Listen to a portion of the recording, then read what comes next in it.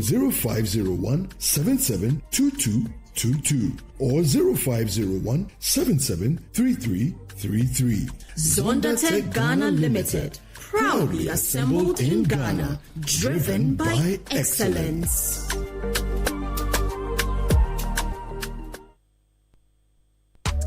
Last year was the first. This year, we go bigger. 2.0, Charlie. Accra, get ready. From the 28th to the 31st of May, 2026, the ultimate auto and homes fair lands once again at Good Park, Accra Mall. Looking for a new car? Push to start. Your dream home. Home sweet home. Or the latest home appliances to spruce up your space. Soft life vibe. This is your one-stop shop for the best mortgage deals, expert advice, and unbeatable offers from our auto, real estate, and home appliances partners. Don't just dream it. Come to Good Park from the 28th to the 31st of May 2026 and own something special. Save the date. Wheels and Homes Fair is powered by Fidelity Bank Ghana Limited. Fidelity Bank. Believe with us. If I believe with us, Fidelity. If I know I lay aside, Fidelity. You are listening to Citi 97.3 FM, the city's finest. There can be no other 97.3. No need to change. Keep it tuned to Citi. You're number one. Don't look no further. We've got it all covered. Citi FM. Good morning. Good morning. Good morning. Good morning. Good morning. Good morning, my neighbor. Good morning to life. Good morning.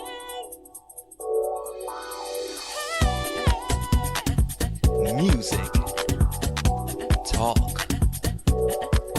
inspiration, in perspective. Express yourself. Good morning, my neighbor. Citi FM, your station.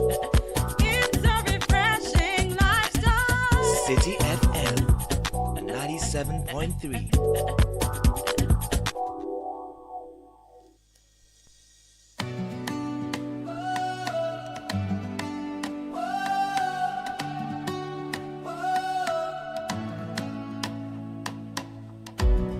In the valley of my sorrow, where hope had slipped away, every dream lay torn and broken in the dust of yesterday. Dry bones of my failures scattered all around. Every prayer felt empty, not a single hopeful sound. But you asked me, can they live again? And I chose to believe you then. Breathe on these bones, oh Lord. Let your spirit restore. What was dead will rise again by the power of your word. Unleashing the power of relevant radio. This is Citi 97.3. This is the Citi Breakfast Show, the city's biggest conversation. Broken homes and shattered friendships, hearts too hurt to mend, souls weighed down by darkness, thinking this is how it ends. Dreams that died in silence, purpose lost in pain. But your voice is calling, life will rise again. So I will speak what you have said. Life and hope where there was dead. Breathe on these bones. Citi 97.3. What was dead will rise again by the power of your word. Speak life to me where there was none. Now I see every dry bone lives again when you breathe your life in me. Prophesy, let the word of God arise to the bones, to the grave. There is power when we say live again by the Spirit's mighty wind. Not by power, not by might, but by your breath we come alive.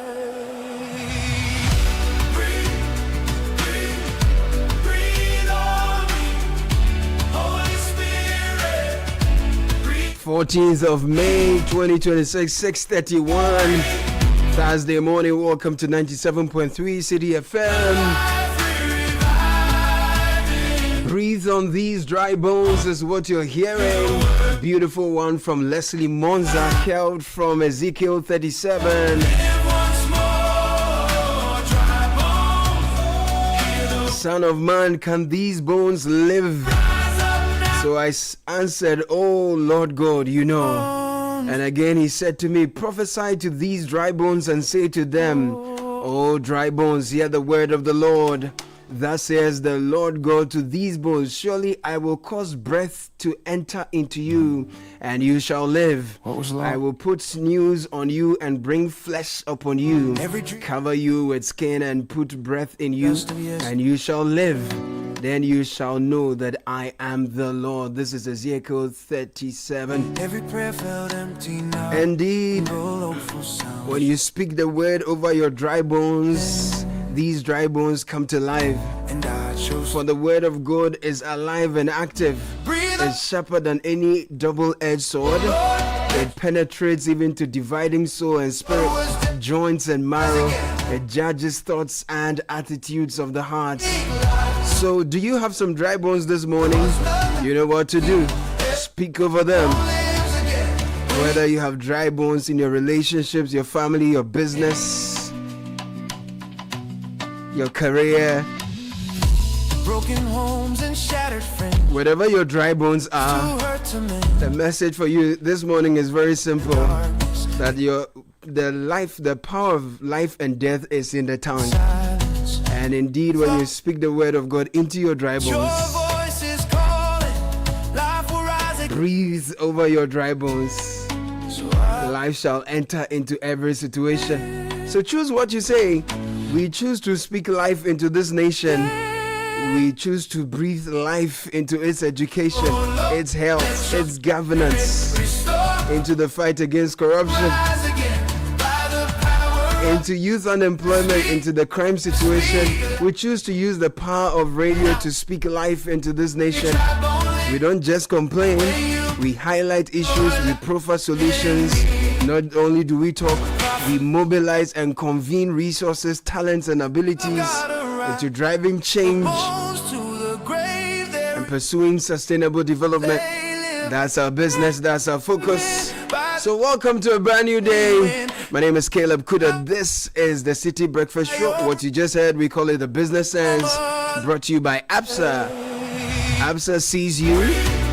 ABSA knows that no matter how nice your situation as a tenant, hey, you always have dry bones, and nothing beats owning your own home.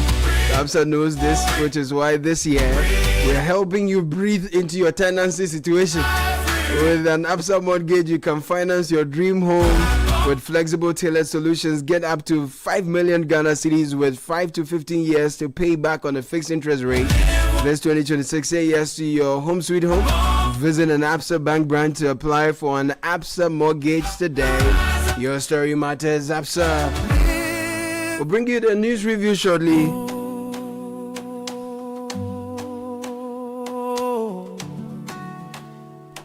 Zondatech Fidelity Bank helping us bring you the news review. Welcome to Zondatech Ghana Limited, your one-stop automobile shop and proud operators of an impressive automobile assembly plant in Ghana. From heavy-duty trucks powered by global giant Sinotrack to premium SUVs and pickups from Great Wall Motors and Cherry, dependable light-duty trucks by Forland to world-class construction equipment from Shantui and Sunny Grove. Zondatech delivers top-most quality brands assembled in Ghana with affordable luxury you can trust. So whether you're expanding your fleet, building infrastructure, growing your agribusiness, or upgrading your personal drive, choose strength, choose quality, choose locally assembled excellence. Zondatech is your partner. And Fidelity Bank says, listen, last year was the first. This year we go bigger. Accra, so get ready from 28th to the 31st of this month at the Good Park Accra Mall. The ultimate auto and homes fair lands once again. If you're looking for a new car, your dream home, or the latest home appliance to spruce up your space, this is your one-stop shop for the best mortgage deals. Expert advice, unbeatable offers from our auto, real estate, and home appliance partners.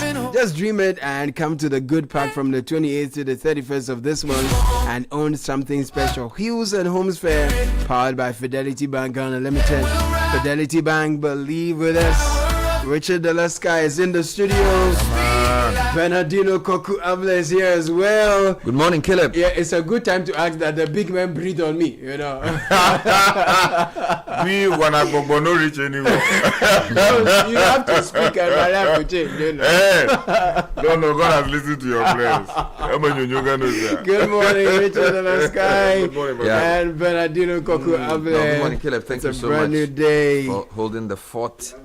Charlie, but the people, have they improved their game? The people who they do the Charlie, sports for the team that they take do the long jump. The team break. Yeah, but yesterday they tried. I think yesterday was better than the day before. Really? Honestly, yeah. And I think they apologized for what happened. And have they issued a statement to apologize? Veronica Kome spoke to the media and she apologized for the bad start and promised that they would do better. But he said go the dome, you see plenty food, so you don't know where the things can. We'll get into the details. Let me start with the daily graphic. Ghana bans raw rubber export, takes immediate effect, stays for 10 years, so it's a major one. 24-hour plus economy portal opens to applicants. That's on page 2. Okay. President Mahama commissions nuclear scan facility for NAT.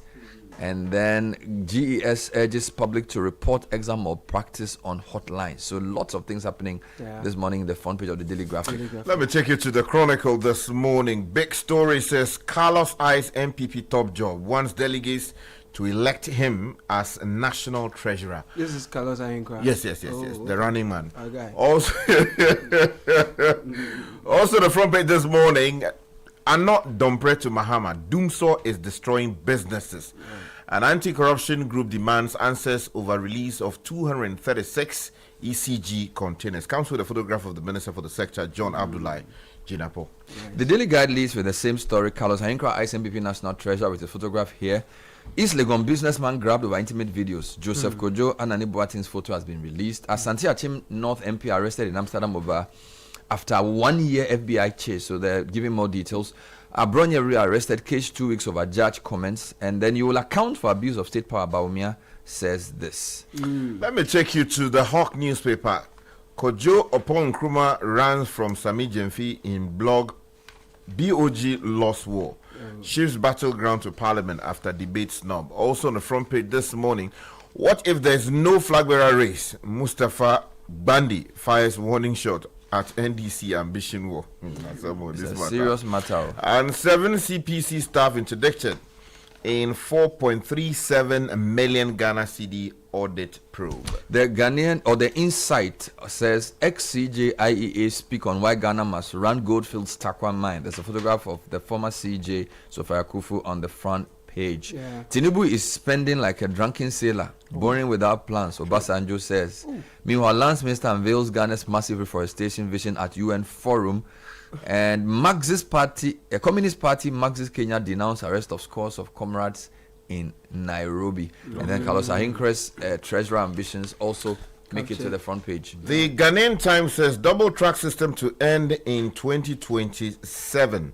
Government secures $300 million facility to upgrade 50 senior high schools across the country. President Mahama is quoted here as saying, looks like we are back on the market, checking money. Also, the front page this morning renews xenophobic attacks. 300 Ghanaians to be evacuated, and Asante Hene commends Get Fund for bringing KNUST Teaching Hospital vision back to life. Charlie, it's too much, it's a mouthful. Asante commends Get Fund for bringing KNUST Teaching Hospital vision back to life. Do they still call it NUST? Yes, it's Kwame Nkrumah University. Sometimes they get angry over it. Yes, the Daybreak says Apenyo marking Pupu's value for money office says it's a political cover-up for corruption. He's photographed here. The other story, abuse of state power threatens democracy. Dr. Baumia, former vice president and MPP flag bearer, speaking. And RTI, public officers to be surcharged for blocking requests. And then, of course, Carlos Ahinkra's bid is a very popular story this morning on all front pages. The Daily Democrat says Get Fund team visits Asante Hene. briefs him about 400 million Ghana cedi teaching hospital equipment contract. Right. Also, the front page this morning, DVLA deploys clone detection machines to strengthen vehicle verification. And there's something here that says state housing targets Ghana housing deficit. Okay. There's a front page story on the arrested MP with some interesting details, including claims that he had a twin. There's also Edu Boahen's defense in limbo. Court slams door on Edu Boahen's email and pension evidence. Government eyes post bailout policy shield. This is in reference to our IMF program. And then Okwe Akufu draw battle lines over Takwa lease. So that story is also quite popular this morning. And finally, the Punch Africa says Agboja cracks down on lazy contractors. His photograph is here. Asante Achim MP held in Netherlands. That story still on the front pages this morning. Senior high school feeding crisis resolved, this according to the Minister for the Sector, Haruna Idrisu. An MPA rolls out 24-hour fuel service. The Spider finally, red card at embassy. US visa denials rock Ghana's World Cup hopes. And there's also a blow-by-blow account of how Ohini Frimpong was plucked from flight in Amsterdam.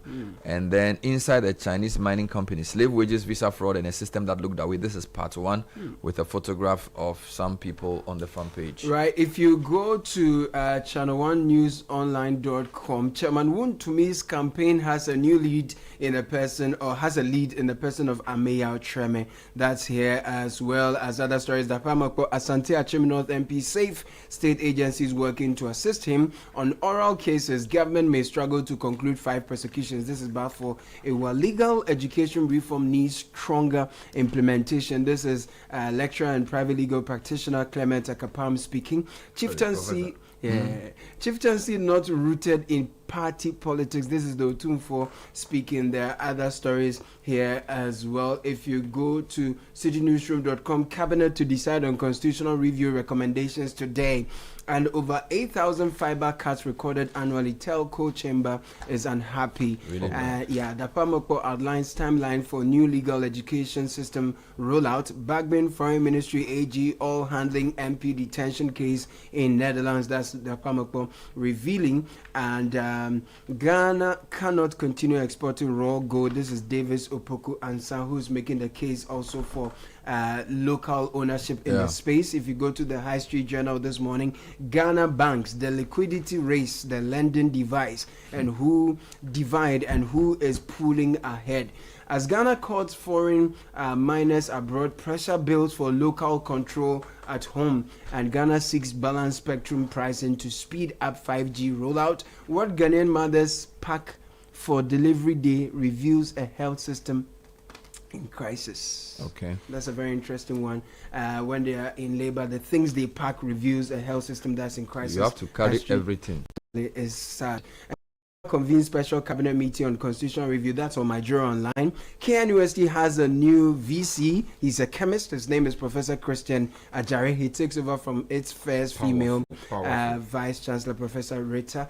And then Charles Emi says death changes nothing. Neurosurgeon slums Ghana's culture of scapegoats. These are all my Jura Online. Elsewhere, Donald Trump China, and why Donald Trump is visiting China now. BBC explains. And Trump calls high stakes talks with Xi great as China throws spectacular welcome. Other stories say Xi warns Trump over Taiwan as two hold talks. Yes, and if you go to the Reuters this morning, it says that Trump in Beijing simply, and how Trump's hand weakened ahead of Xi summit in 8 chats. Very interesting development. So it's all about Trump in Xi, and then the battle in China, and the battle for Hormuz risks sparking the next Iran clash. So more stories here. Can I go to the Daily Graphic to start? The government has banned raw rubber exports, and that says this takes immediate effect and stays for 10 years. Beatrice Lai reports that the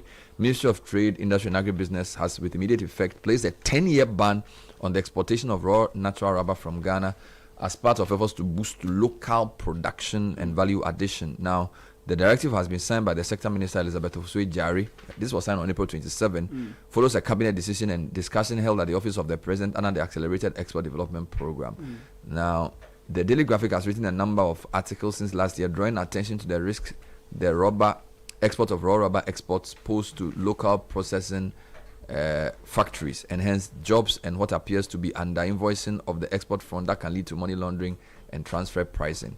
The ministry indicated that the temporary prohibition was intended to ensure that local manufacturers had adequate access to raw natural rubber for domestic production, and the details of the story are given. And they say it aligns with government initiative, including the Accelerated Export Development Program, Feed the Industry Agenda, and the 24-hour economy program. Okay, let me get back to matters of our natural resources. There's a story on page 11 of the Ghanaian Times: reject renewal of Takwa mine lease.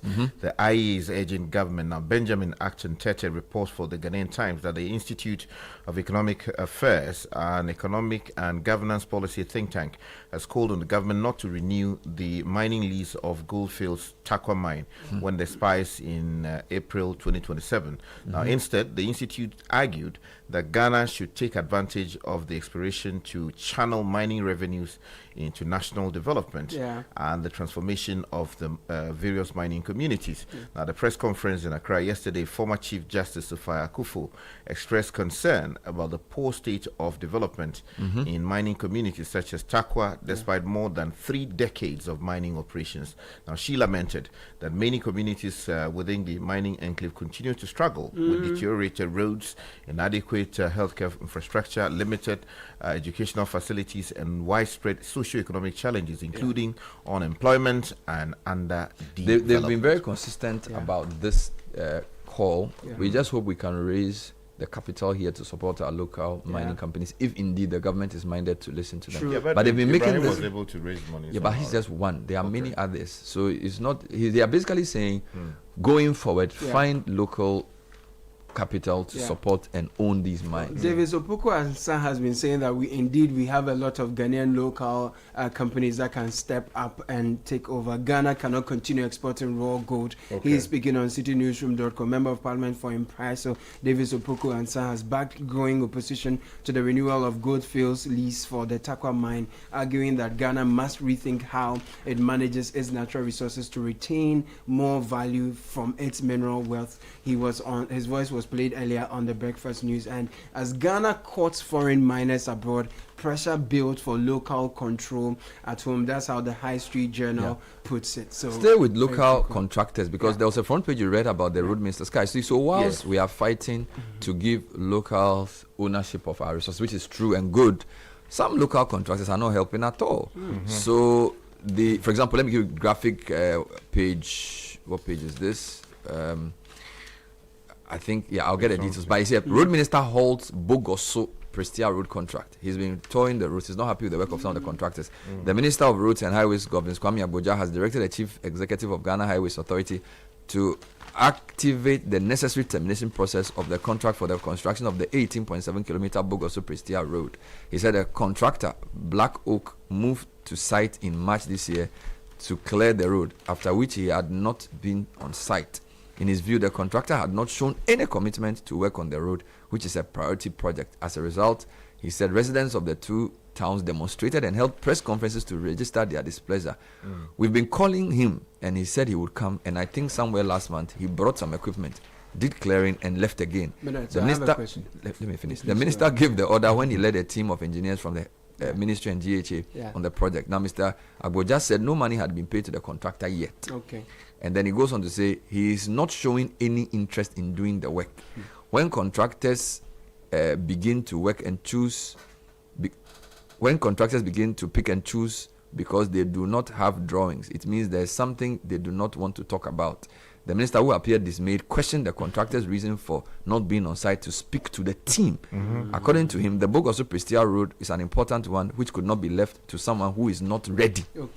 So they were going to activate the necessary termination. So my question is the same story that you find in the what do you call it? The Punch, the Africa Punch, Punch Africa. They said the story was on page 5, but somehow it's on page 8. Please, the pointers, you do them last. That's the last thing you do. They make a lot of these mistakes. Now, the Chief Executive of the Highway Authority, Malam Issa Ishak, said the authority would issue a caution letter to the contractor immediately. He said if the contractor failed to heed the warning, the authority would then proceed to terminate the contract. Unhappy with the Chief Executive Officer's response, Mr. Agbodza said writing a letter to the contractor would not change his behavior. And so basically he's going around saying if you are not showing commitment to the work, would deal with you. I think that the construction sector is where you can easily roll out the 24-hour economy because we are looking for more jobs and all of that. So I figured that maybe working 24 hours will be a part of their terms and conditions for awarding those contracts, especially under big push. The 8 hours they are not working. They are not working any hour. Because the minister doesn't have to go around. He has to. I mean, if that is part of the contract. No, what I'm saying is that you see, there are over 2,000 road projects. Yes. If you don't check it, and you see in Ghana, if the big man doesn't come, don't do anything. They should give me a contract to use drones. What should he sit in? Okay, wait. After he's awarded, what should he sit in his office and do? No, he should go around and check. That's what else does the minister of roads do? There's no parliament. What should he be doing in his office? Yes, he should be going around. But why are it's a trend. You have a trend where most of them are not doing the work. So don't tell them you are coming. Go there. If you see they are not working, you terminate so that others will take lessons. You should just give me a contract. No, you are a journalist. If you start doing road contract, we have to. You do inspection of roads with roads. Yes. The page 4 of the Chronicle has an editorial which is commending the minister for doing a good job. Okay. They say hands-on leadership. Kwame Agboja has shown the way. Yeah. And somewhere in there they say indeed Ghana continue operating this way if national development is to progress meaningfully. Public officials must supervise actively. Contractors must deliver responsibly, and taxpayers' money must be protected diligently. Mr. Agboja deserves commendation for setting this example. Leadership is not only about issuing instructions. Sometimes true leadership means getting into the field, confronting uncomfortable truths, and ensuring that public service genuinely serves the public interest. Caleb, there's a story. Okay, let me come to you now. I'll come back. Right. There's this one that says on Aura, its cases may struggle to conclude. The government may struggle to conclude 5 prosecutions. This is Boafo on channel1newsonline.com. He says he's member of parliament for Mensah South, Nana J. Boafo. He's cast doubts on the government's ability to successfully conclude 5 cases under the Operation Recover All Loot initiative. He's been speaking in an interview with Bernard Avle on Channel 1 TV's The Point of View yesterday. So the details are on channel1newsonline.com. However, senior law lecturer at the Ghana Institute of Management and Public Administration, GIMPA, Clement Akapam, has welcomed Ghana's new legal education reform. He's described them as a major step forward while urging stronger implementation and broader improvement. He also spoke on Point of View. Details are on our YouTube channel. Jump on and catch all the angles from that interview. Good. I want to take you back to the matter of contracts and how contractors. Yes. If you go to the back page of the Ghanaian Times, no room for delay. Volta Regional Minister warns contractors.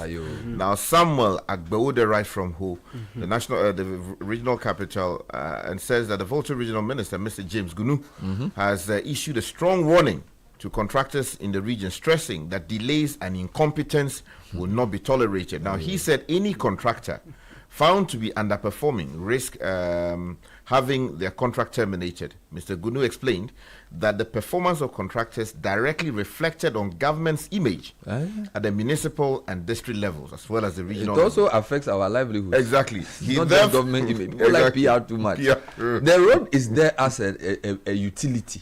So forget about government PR. If there's no road, how can we carry food for people to eat? That should be the main reason why you're even shouting at contractors. But they keep saying, oh, President Mahama. No, it's almost like everything is about the image of the government. People's lives matter. So whilst I agree that he's blasting contractors, the reason for blasting what do you mean by image? If the best image of a government is whether its citizens have good products. Thank you. So stop this PR matter and let the people do the work for our benefit. Okay, thank you. But let me just add, because this affects me. So he gave warning at a contract signing ceremony for the construction of 24-hour economy markets across the 18 municipal and district assemblies in the Volta region. That's important because our women need markets to operate in, and if they are going to do it 24 hours, I'm not so sure how that will work, but it's a great initiative. We need to improve our market conditions. 2 science-related stories. KNUST has a new VC who is a scientist. President Mahama has also commissioned the new nuclear medicine facility at SGMC, which is the Sweden Ghana Medical Center. Yes, I'll explain that. Okay. The positron emission tomography and computed tomography hybrid imaging and cyclotron center is described as West Africa's first. Now, the cyclotron installed at the SGMC, owned by the NAT, which is the Teachers Association, is to be the 80th ion beam application cyclotron in the world. It will reduce the need for Ghanaians to travel abroad for advanced diagnostic services and positions the country as a regional hub for specialist medical care. Now, unlike conventional imaging, this particular technology helps medical professionals understand how the body functions at the cellular and metabolic level. It allows diseases, particularly cancers. No, don't laugh, it's a serious thing. Cancers to be detected early, staged more accurately, and monitored more effectively during treatment. You know, scientists like big names. Yeah, they fall reduce the names. Yes, so the president stated that for far too long, families had to raise substantial sums for overseas medical referrals. Yes. Today, we make a bold national statement that this facility must not only make it necessary for Ghanaians to seek services abroad, but also make Ghana a hub for specialist medical services in our West African sub-region. So this is really a device that helps in cancer treatment. Yes. There are two issues here. GNAT owns the facility. Oh, beautiful. So the SGMC is partly owned by the Association of Teachers. Which I think is a good thing. They've used their money to do this. That's beautiful. And then the president said the center marks the beginning of a new chapter in Ghana's healthcare journey, particularly for cancer treatment. So is that the name of the place? It's called SGMC. You don't know SGMC? Sweden Ghana Medical Center. Yeah, okay. In my corner there, I know that place. Yes. But the way the name they were mentioned. No, there was a device. So it's called the positron emission tomography and computed tomography hybrid imaging. Into bracket PET-CT. We beg.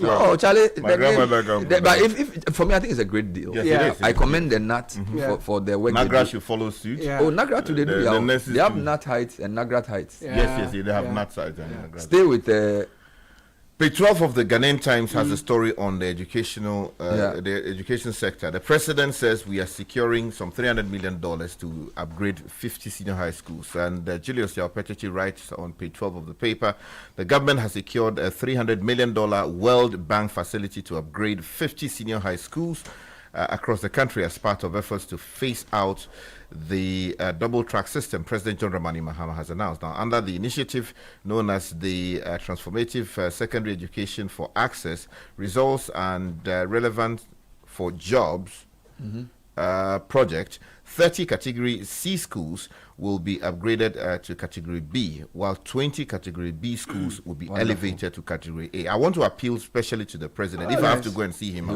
wants to add 3 towns. There are 3 towns. And listen to that. No, it's important. You sit here and you enjoy big men. We don't catch big men level. They give you 6 I don't catch them. Where I can't be, where are they? Everybody they chop for in job site. So, Mr. President, I beg you. In fact, I will call the chief of staff. It's the Minister of Education you have to see. Yeah, but you will give the instruction to them. No, in fact, the list is finished. But let me bring your attention to a present issue here. We are told that 3 in 4 women give birth in Ghana without water. It's a serious matter here. The headline, if you go to the High Street Journal, what Ghanaian mothers pack for delivery day reviews a health system in crisis. When Alahiri, 29, from Namoboko in the Bongo district of Ghana's Upper East region prepared her bag for the birth of her 4th child, she packed 6 yards of clothes, a delivery pad, an antiseptic, and mosquito net. Not because they are comfort, but because she had learned not to rely on what should already be waiting at the health facility. In Accra, we are told Francisca also packed different things. But let me just go down and give you some of the details of the actual report. It's Water Aid's new Born Without Water report. And it's found out that across 10 sub-Saharan African countries, 3 in 4 births occur in delivery rooms without basic water protection. 65% of facilities have no proper cleaning. 66% have no hand washing facilities and soap, and 78% have no decent toilets. Details are on the High Street Journal online. All right, let's end with 2 stories. Angry youth hunt alleged sex predator. This is from Daily Guide, page 6. Some angry youth of Heman in Efijakwabe in Ashanti launched a manhunt for a 34-year-old man accused of engaging in unlawful sexual activities with teenage boys in the community. The suspect, whose identity has been withheld, was initially arrested by residents and handed over to the Kudah police. However, tension escalated in the community after reports emerged that the suspect had been granted police bail and returned to the area. Residents say the suspect presence has sparked fear and anger among the community members, with some youth threatening to force him out of the town. Okay. And then finally, the graphics back page. Ghana Sprint Stars missed podium on disappointing day. Okay. So home advantage counted for little as Ghana's much hyped Sprint Stars stumbled badly on a bruising second day at the 2026 Africa Athletics Championship, leaving the University of Ghana Stadium frustrated after a succession of disappointing performances, missed medals, and fading hopes of a dominant showing on home soil. Okay. And our 100-meter team, the final, we came 4th and 6th. Okay. And the race was won by a Cameroonian, Emmanuel Essime, who snatched gold. Okay. I just want to point out that I've received a communication from the ministry responsible for roads. Yeah. In fact, the Deputy Minister, Godfred Al-Hassan, he says most contractors are working day and night because of the strict supervision and expectations of them to complete on time. And the extended nighttime work on the Big Push Road leading to regional abattoir from Goil in Dungu. So he sent me some photographs. We can discuss that in the main so show. Subsequently, it's part of it's time for business news. Yes, Nik Latte is stacking. He's ready for the news, so we have to go. Thank you. Yeah. Join the conversation on the Citi Breakfast Show on Facebook at facebook.com/Citi97.3, Twitter at twitter.com/Citi973, and Instagram at instagram.com/Citi973 with the hashtag CitiCBS. This is the Citi Breakfast Show, the city's biggest conversation. Representing Usu Alata in the studio this morning, Ni Latte, good morning. Good morning, Caleb. This is the breakfast edition of Citi Business News on 97.3 Citi FM. It's proudly brought to you by MTN, Ecobank, Valex, and Goil Good Energy. Coming up, 92% of working Ghanaians see need for retirement savings, but only 33% are actually preparing for it. Also, Ghana Shippers Authority postpones revised container charge to July 1 after industry concerns. Plus, we'll tell you how the rise in construction activities is increasing demand for the sand and stone loading business.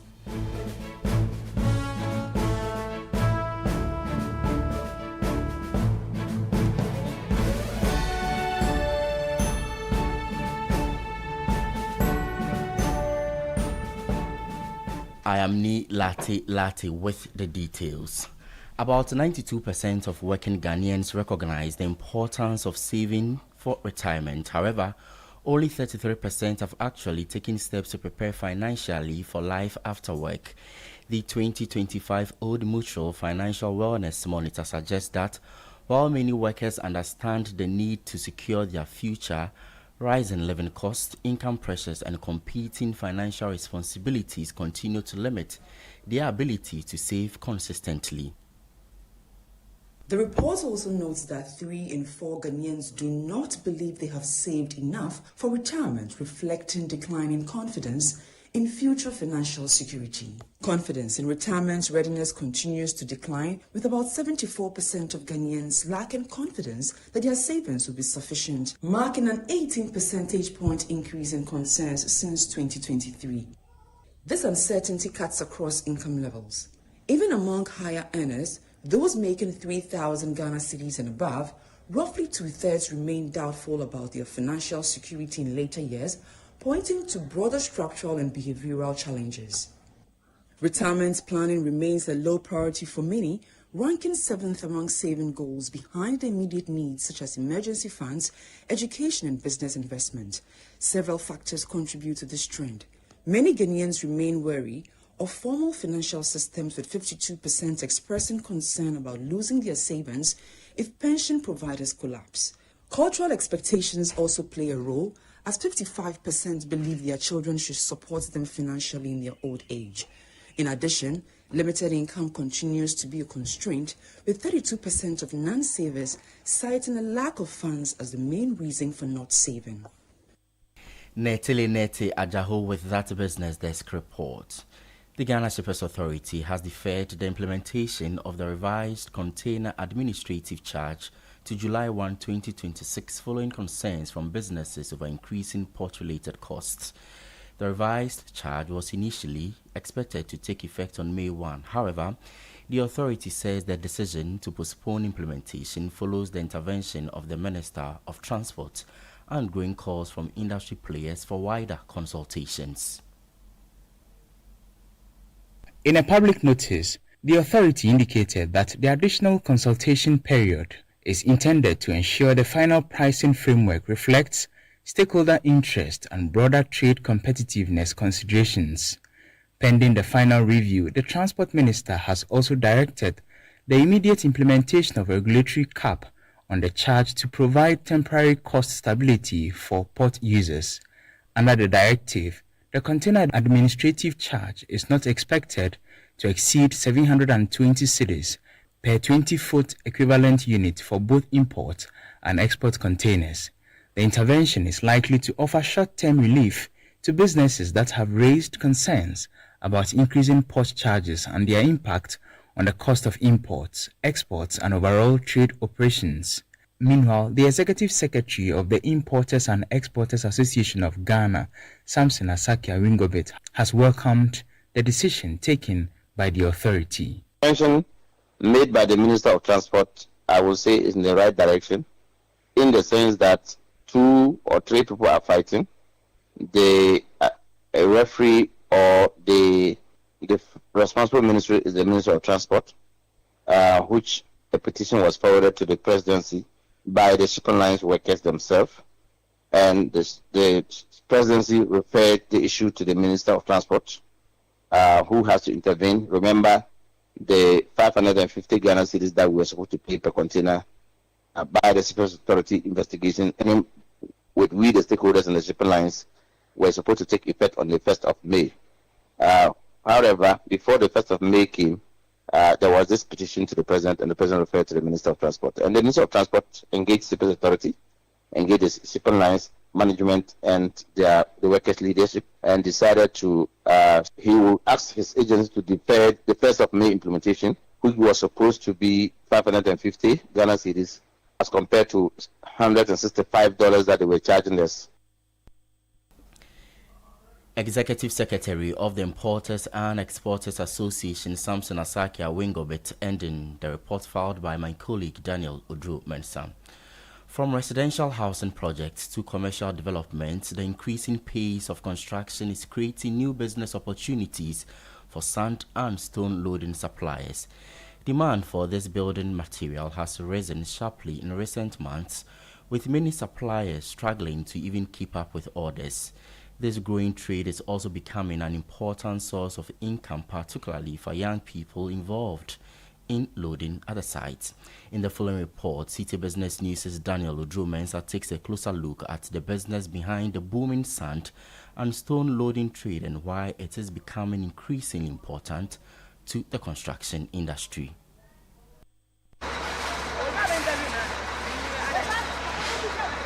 At Malam Junction in Accra lies a bustling hub for the sand and stone trade, serving scores of customers seeking construction materials for transport to destinations including Dansoman, Agbogboshi, Gbawe, Botiano, and other surrounding communities.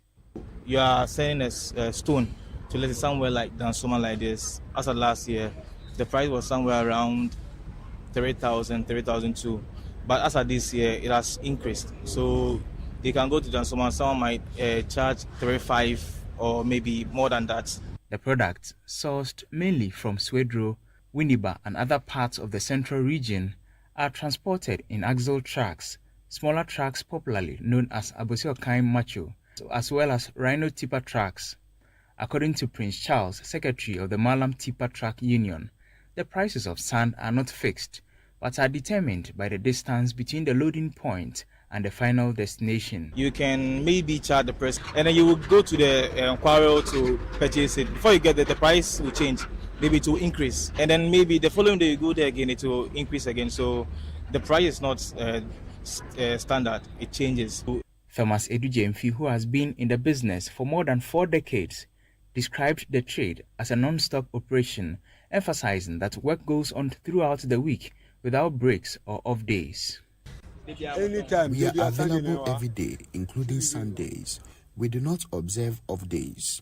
For the middlemen, popularly referred to as loading boys, the business comes with its own challenges.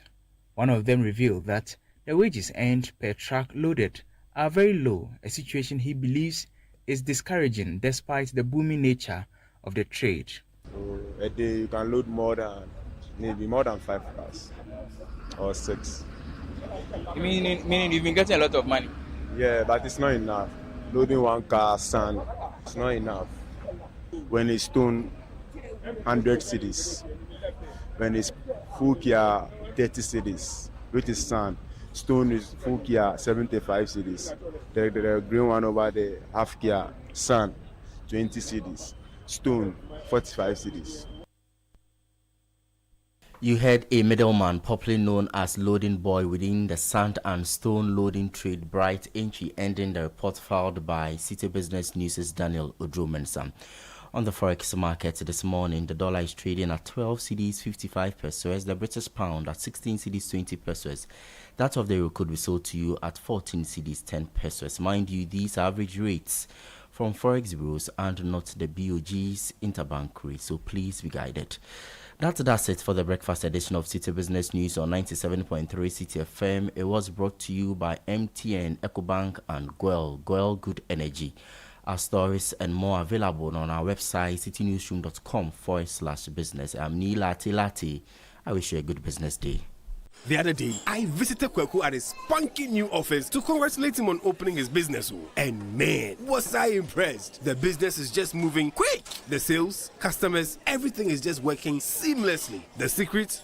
He said, it's MTN Business Broadband. In this fast-paced environment, we need fast and reliable internet to support all business types. No laggy online meetings, great download and upload speeds, impeccable business management systems, all inclusive. I mean, you can have it all. Sharp! I signed on immediately.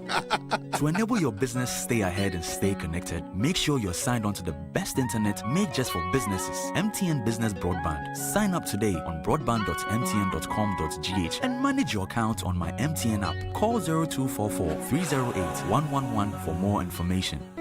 MTN.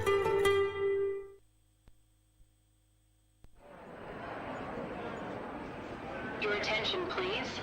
Flight C8 has been delayed. Again. Madam, can you please point me to the water fountain? And please watch my back and phone whilst I'm gone. You can be a traveler with infinite worries. Hello, Mr. Anand. Your lounge access is ready and your seat is warm. Or you can be a traveler with infinite privileges. Champagne, sir? Raging all the drink. Choose EcoBank's infinite privileges with an EcoBank Visa Infinite card. Access airport lounges worldwide, fast-track services, best-in-class daily limits, and enjoy other exclusive travel and lifestyle benefits. Infinite privileges await. EcoBank, the Pan-African Bank. Good energy powers the things that people do to empower themselves. It fuels families, communities, businesses. Good energy fuels nations. It gets things going and keeps them moving. Good energy isn't just what we do, it's who we are. Goel, good energy. Unleashing the power of relevant radio. This is Citi 97.3. Caleb right back. Nik Amarteifio gone by with the breakfast edition of the Citi Business News brought to you by Goel, EcoBank and MTN. If you're looking for quality that gives your engine smooth performance, don't look any further. Goel Super XP is of premium quality. It gives you the correct choice when buying regular fuel. It's fortified with a special additive that gives longevity to your engine, makes your engine perform to the max using minimal fuel that takes you further. Go fuel up your vehicle, enjoy a smooth ride with Goel Super XP, Goel Good Energy. Don't let your money control you. EcoBank is helping you take charge of your money. The EcoBank mobile app gives you the power to command your money. You can transact across 33 African countries and anywhere in the world. Use this app to make your water, electricity, school fees payments, bank and mobile money transfers. Create virtual cards so you buy only what you need and more. Download the mobile app on the App Store and Play Store now. Pay attention to details. EcoBank will never never call or send you an SMS asking for your OTP, your bank card, your Ghana card, your PIN. None like that. Whenever you're in doubt, please call the EcoBank call center 0800 003225. EcoBank is the Pan-African bank. We don't queue for eSIM. Don't queue to go and get eSIM. You queue for Wache, queue for Trotro, queue for Olympic sports. If the queuing thing is an Olympic sport, like we win go. But when it comes to swapping or switching to the MTN eSIM, you don't have to queue. If you want to swap your MTN SIM, also you can do that in minutes. Visit the My MTN app on your phone. If you don't have it yet, download it from the App or Play Store, or dial *133#. Get yours done quickly. Simply swap it everywhere you go. No long tails.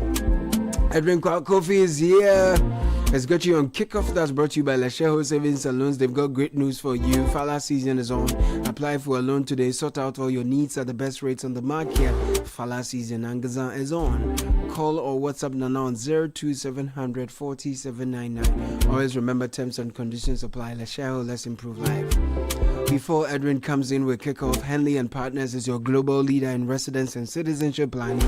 They help investors and families secure alternative residence or citizenship through leading programs worldwide. Many Ghanaians choose alternative citizenship or residence abroad for greater mobility needs, investment diversification, business expansion, access to world-class education and healthcare, long-term family security, and popular options for many include Caribbean citizenship programs like Antigua and Barbuda, Grenada, St. Kitts and Nevis, as well as residence by investment programs in Greece, Portugal, Malta, UAE, UK, Canada, and the USA. So call us now 0206 042101. Email via ghana@henleyglobal.com. Our office is at the Galleria, Kempinski Gold Coast City Hotel. Come by for a free consultation. Visit henleyglobal.com to find out more. Edwin Coffee has you on Kickoff this morning.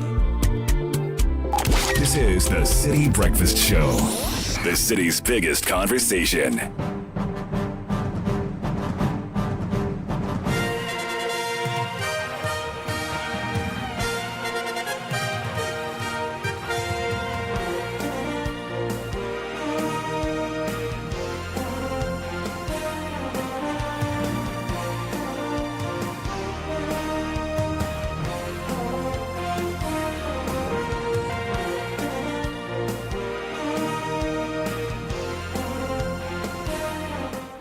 Good morning and welcome to the Thursday edition of Kickoff on the Citi Breakfast Show with me, Edwin Kofi, coming up. Jerky, look at him go here. What a pass! Savinho!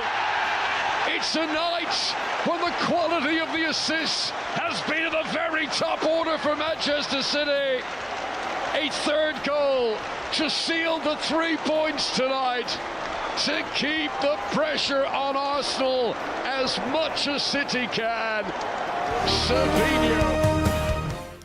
Well, Manchester City were in fine form against Crystal Palace, winning by a huge margin. Antoine Semenyo getting in on the act as they close in on Arsenal in the title race. We also bring you this. Off they go, off they fly. Abu Rashid Semenyo is in lane 3. Chidera is coming out, and then Joseph John Amor. Makarao is also in contention, and it is Emmanuel Eseme. The Cameroonian has sent the fans in Douala and Garoua in jubilation.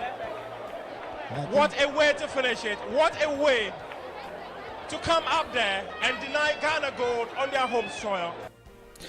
Heartbreak in the men's 100 meters final at the African Senior Athletics Championship as both Abdul Rashid Saminu and Joseph Paul Amwa miss out on medals. We'll bring you reactions from the Athletics Championships, and it's 28 days to the World Cup. Welcome to Kickoff, which is powered by Lesheho and Politan Ghana.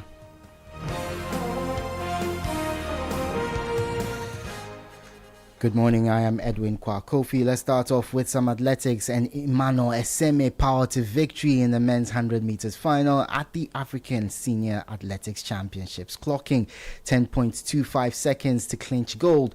South Africa's Nkwana Simbine finished second in 10.31 seconds, with Nigeria's Chidera Ezeako also clocking 10.31 seconds to take bronze. Ghana's Joseph Paul Amwa placed fourth in 10.32 seconds, while Abdul Rashid Saminu finished sixth in the same time in front of the home fans in Accra. Citi Sports' Pius Asak has a full recap of day 2. Maroon's Emmanuel Eseme powered to victory in the men's 100 meters final at the African Athletics Championship, clocking 10.25 seconds to secure gold at the University of Ghana Sports Stadium.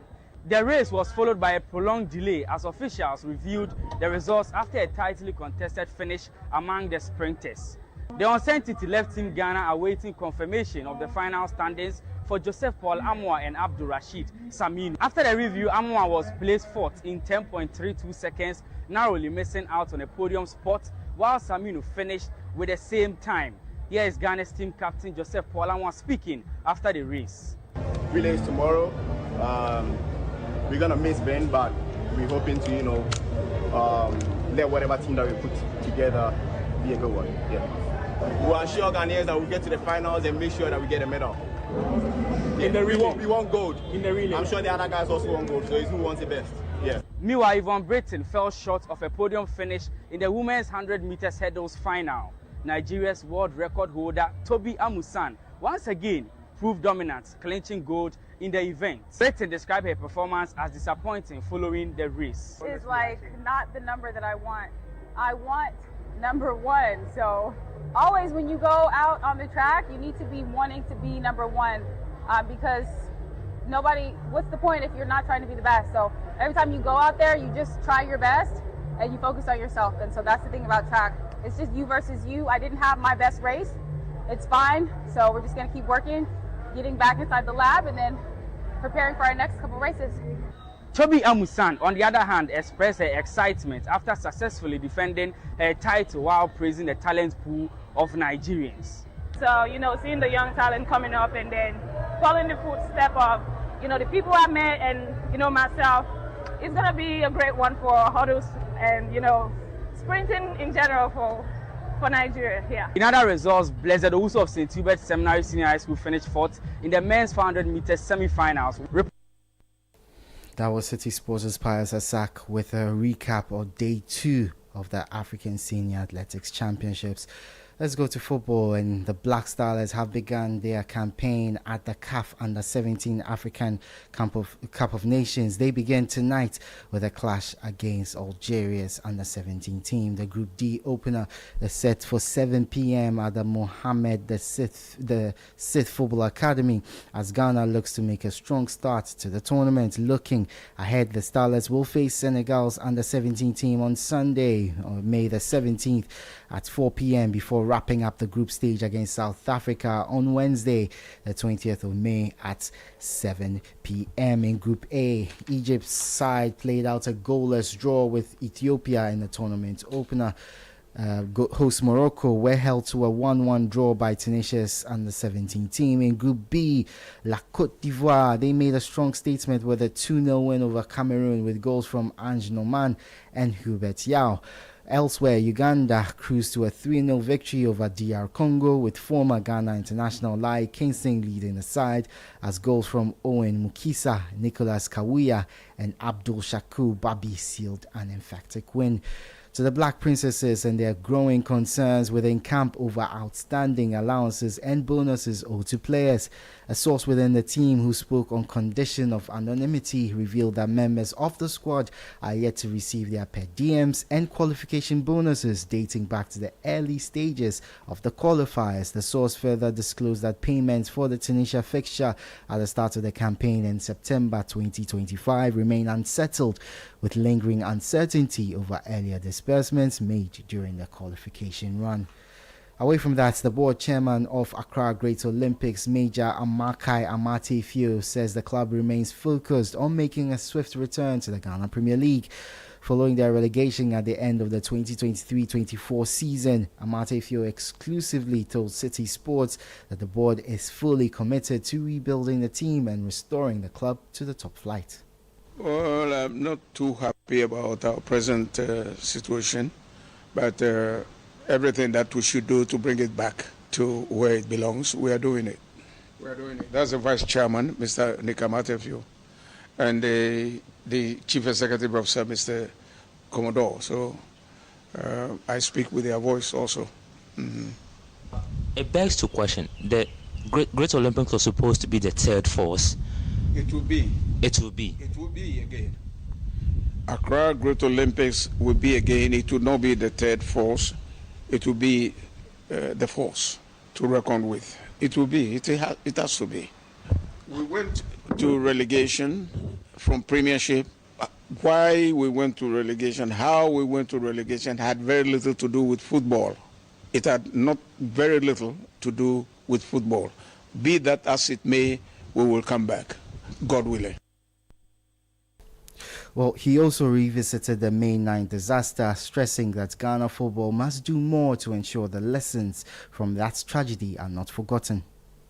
It nearly reoccurred about 3-4 years ago.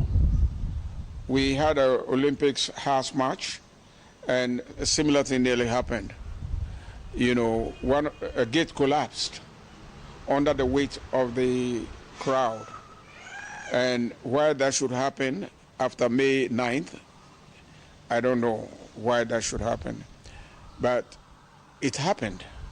And I was very much afraid that night. I remember Mr. Nik Amarteifio here struggling to come through the gates. And we should have learned from May 9th. And what happened 3-4 years ago sent a very bad message to me that it doesn't look like we've learned all the lessons. That was the voice of the board chairman of Accra Great Olympics, Major Amarteifio. Let's head to the Premier League and hear from Pep Guardiola, who is Manchester City boss, after his side cruised to a 3-0 win over Crystal Palace at the Etihad Stadium to see their gap on league leaders Arsenal close to just 2 points with only 2 games left in the season. Yeah, I thought that we need energy, and Savio have incredible game. The both strikers, Antoine and Omar as well, always score the goals, always they score when they are close. And yeah, in general was really, really good against a team like always create the problems. And yeah, really pleased. 3 goals Brentford, 3 goals here. I cannot, ask for more. And now just incredible focus, and we have to rest and focus in the final. So it's a pleasure to go to Cathedral again for English football to play against the final. Hopefully the results will be better than the last 2 times. We know against Brentford today, if we lose, we have nothing to do but to start to bring the hope in the last game. Against Aston Villa. But I would say, wow, the next contenders, Bournemouth, look what he's doing this season and at home, or all season, and after Aston Villa. So Munai, and so they are not easy ones, but. That was Manchester City boss Pep Guardiola. Now, let's go to Manchester United, where former Chelsea striker Jimmy Floyd Hasselbank believes making Michael Carrick the permanent manager may not immediately turn United into title contenders. He's done well when he's come in. He's stabilized them. Everybody's happy with him. The players, obviously, it's looking that they really like him. He's brought a different kind of energy to the place. Most importantly, he's won matches, and they're in the Champions League spot. They're playing Champions League next season, where the club belongs. And I think they just want continuity, continuity. Where can he bring them next? He might not make them champion, but he might put them in a better place for the next one in 2 or 3 years. That was former Chelsea striker Jamie Floyd Hasselbank. Well, speaking of Michael Carrick, he is expected to be recommended to Sir Jim Ratcliffe as the permanent boss of Manchester United by the club's senior executives. To League One, PSG secured their 5th consecutive league title and their 14th overall after beating Lens 2-0. And before I go, here's the World Cup fact of the day. Hi, I am Julio Ashufi Amwa, and this is the World Cup fact of the day. Did you know that France have scored 29 knockout phase goals over the last 5 World Cups? More than any other team. They are followed by Germany with 28, Argentina with 21, and Brazil with 20. The output helped Les Bleus lift the trophy in 2018, finish runner-ups in 2006 and 2022. France amazingly averaged scoring 2.63 goals per game in the knockout phase across Russia and Qatar. By contrast, they netted 1.5 goals per game during those editions' group stages. Kylian Mbappe registered 8 goals in 8 games to become the joint leading marksman in knockout phase history, alongside Brazilians Leonidas and Ronaldo. And that is the World Cup fact of the day. That was our World Cup fact of the day, and that's the latest in the world of sport. For more on all these stories, visit citysportsonline.com. Kickoff was powered by Polytangana and Lesheho. Let's improve life. I am Edwin Kwakofi. The Citi Breakfast Show with Bernard Avle continues. Let's go. Let's go. Let's go. If you need unique services, innovative financial solutions, we deliver on our promise, cause we are number one. Let's go, we improve your life. Let's go, let's go, let's go, hey mama, hey mama, hey mama. Even when you're stuck with nothing, no matter your situation, let's go, we improve your life. Let's go, let's go, let's go, hey mama, hey mama, hey mama. Let's go, we improve your life. Your future starts here at Delexis University College, a place where knowledge meets innovation and dreams become reality.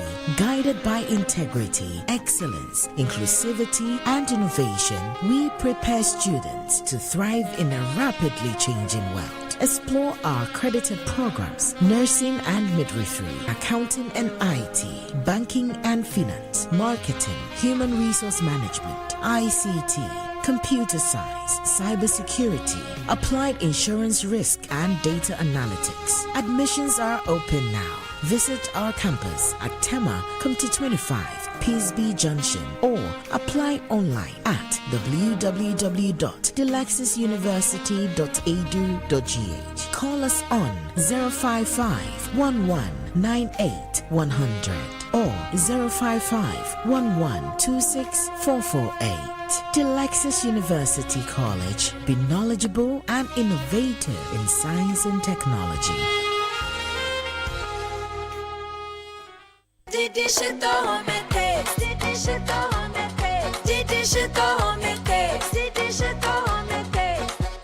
Enjoy homemade taste of Shito always with Didi Shito.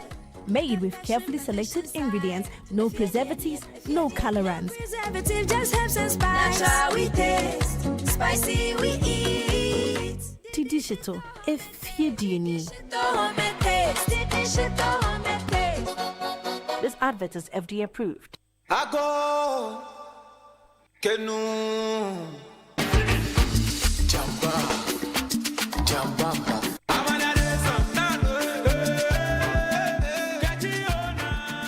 Beyond what the mind should know.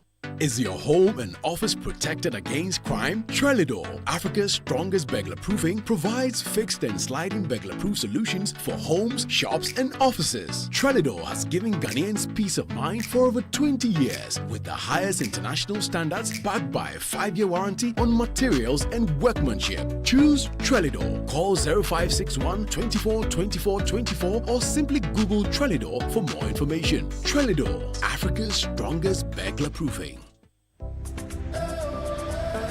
More flights, more flexibility from Accra. Fly conveniently with Air Peace and enjoy 25 non-stop flights weekly from Accra effective 1st April 2026. Now offering multiple daily non-stop flights from Accra to Lagos, giving you more options and greater convenience. Travel further across the region with non-stop flights from Accra to Freetown on Mondays, Wednesdays and Fridays, and Accra to Monrovia on Tuesdays, Thursdays, Saturdays and Sundays. You can visit us at the Terminal 3 Departure Hall at the Accra International Airport or our sales office on the first floor of the UNA Home Building adjacent to Marina Mall, Airport City, Accra. Contact us on +233 200 827 609 or +233 501 619 339 or via email at accra.pse@flyairpeace.com. Air Peace, your peace, our goal.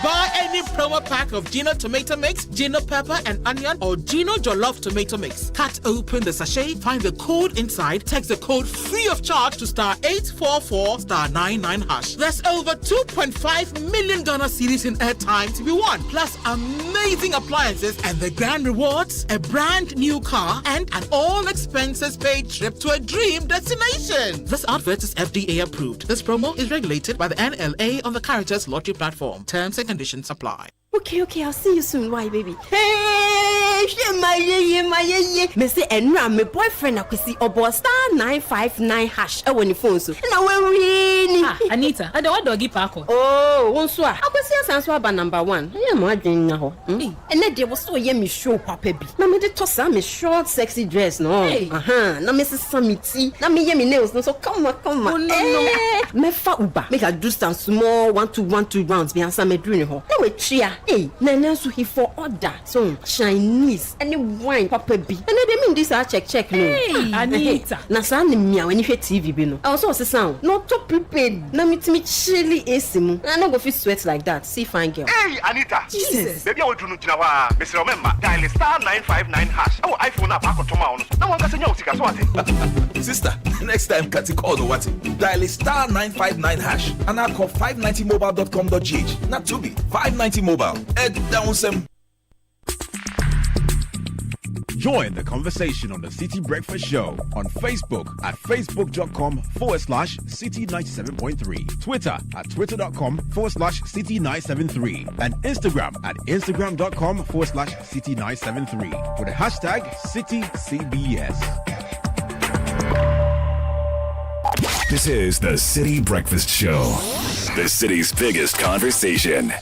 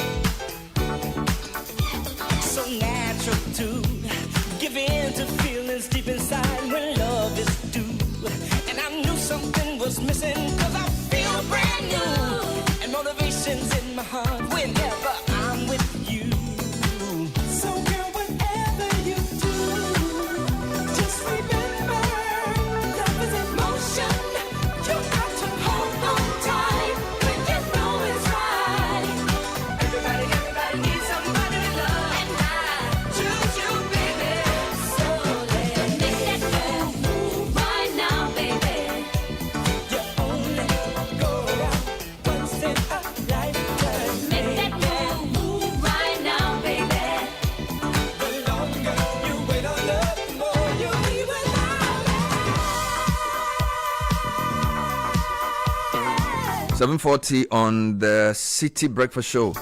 Today's the 14th day of the month of May.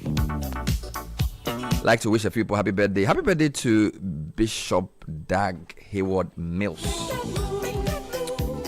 Yeah, I call him the third in the Trinity of men of God celebrating their birthdays this month. Oh, beautiful. Started on the 10th with Reverend Isudanaba, and then the 12th with the Papa himself, Duncan Williams, the Archbishop, and then today is Bishop Dag Hayward Mills. What are the chances that three of the greatest of our preachers will be born 6 days apart? There's something clearly good about me. Yeah. Somebody here doesn't appreciate it. Amen, amen. I knew you'd So say we'd like that. to wish him a happy big birthday. happy birthday. Yes. This guy, they are growing, no? Oh yeah, I I mean, think you he's know, 63 or so. Yes, my They are last, when the last time I met him was, cantonments. Yeah. They yeah. are growing. Yeah. So happy 63rd to Bishop Dag Hayward Mills. Yes, Live long, yes, prosper. Your labor shall not be in vain. Amen. Coming in from a lot of people. Kweku David here has sent a nice message as well. Yeah, he's a member of the governance. I tell you. There are a couple of members here as well. Bishop! Let me also do this one from a few people. Good morning. Help me wish my dear Uncle Kofi Dacha, formerly of Communications Authority, a happy birthday. You are an uncle who cares for everyone in the family. May God bless you. We love you. From Akosua, CBG, La Paz branch. Then help me wish Seth Laye a happy birthday. God bless and give him the best gift ever. From your wife, children, GMPC leaders and members. We love and appreciate you. Good morning, Bernard.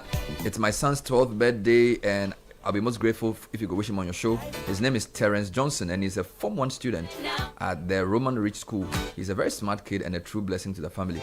This message is from his dad, David, his mom, Georgette, his brother, Tyler, his grandparents, and his uncles and aunties everywhere in the US and Canada, and also in Ghana. So this is coming from David Johnson from Newmont to his son, Terence Johnson. He's 12, the year before teenage.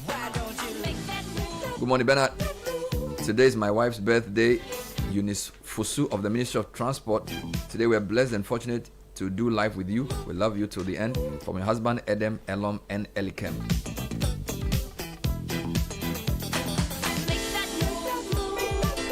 Happy birthday to Semenyo Gavo. You are a first year student of the Central University. Semenyo Gavo. Semenyo Koku. Is it Gavo? Gavo. That's my nephew. Gavo Gabada. Yes, Semenyo. Yes, Raphael Semenyo Gavo. Today is your birthday, coming in from your mom, your dad, your brother and sister, and also from your uncles and your cousins. Keep making us proud. Steady hard, as they always say. Semenyo. Gavo Gabada. I tell you, what does that mean? Gavo Gabada. I mean, don't look better. Charlie, my own people say. So the then way be the bad man way you won't mold them in a bad way. Wait, Charlie, they show up say it be hard steel. Is it? Yeah, but they don't. But no, I don't. The blacksmith, no. Okay. Yeah, it's used figuratively to say that if someone like has a bad mind, wants to put you on a certain path, you would disgrace him. So that's what the Gavo name actually means. Yeah, so Gavo Gabada. It's a full appellation. I see. I mean, don't look better. You be big man. So yeah, Semenyo, happy birthday to you. My mom, Mrs. Lydia Newman, is 79 years old today. A happy birthday from Moses, William, and the rest of the family.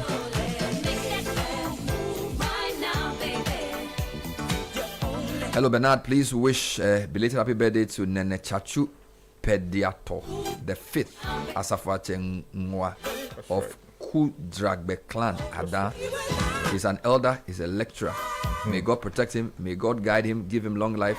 May God cause him to be a blessing to generations unborn and distinguished leadership in Jesus' mighty name. From Francis Tei Homeku and the family at Kofredia to Nene Chachu Pediato, the 5th Asafwa Chengwa of Kudragbe clan. The man is big. A couple more coming through. Happy birthday to Mrs. Lydia Ayene of Bobby's Rental. God bless you from Dr. Annie, Chantel, and Benedict. Happy birthday to Dr. Benedicta Boatima Amoafo, a pediatrician at the Wejagbawe Municipal Hospital. May you continue to be a blessing to your clients. God richly bless you from Ahmed. Happy birthday to Samuela Asiwome Atu, the absolute love of my life, the wife of my youth, and the one who brightens up my world and makes my life worth living. God bless you, increase you, and cause you to be a blessing to your world. Declan and I love you so much. Coming in from Samuel to Samuela Asiwome. Hello, team. Good morning. Today is the 58th birthday of our mother, Madame Alice Boating of Pokwase. Wishing her God's blessings and peace and abundance. This is Bernard from Koforidua. Good morning, Bernard and the wonderful team. Please do. Today marks exactly 56 years since I was born. Play any nice track from Honor Records for me. Honor Records, and tell Richard Sky that I want to be recruited to be part of the record team. David in Soto. So David, happy 56th birthday to you. Bless you. Yeah. So Honor Records is dropping songs. Yes. A couple. Yeah, go ahead. Yes, David. God bless you. You are 56 today, and you continue to do great things for a long time to come. Wonderful. Today would open new doors and greater opportunities for you. All right. We pray that you reach impossible places in life. Yeah, man. Wonderful. And a special good morning going out to Asabia, Papa, Nanaya, Ikuya, Kwesi, Felicia, Abigail, Akosia, Vanessa, and Alfred, all of the Nabus farm. All right. I'm going to throw a couple of messages out there, not for full discussion, but just to get your attention. Good morning, Bernard and team. I'd like you to talk about property rate tax, please. I do not know what is going on in other municipalities in the Greater Accra, but I also was needs to explain how the year's rate has gone from 270 cedis to 2,188 cedis in 3 or 4 years. One moment they were collecting the next it switched to GRA, who couldn't collect for a number of years. Then they returned with an 810% increase. They need to explain that increase and why anyone should pay.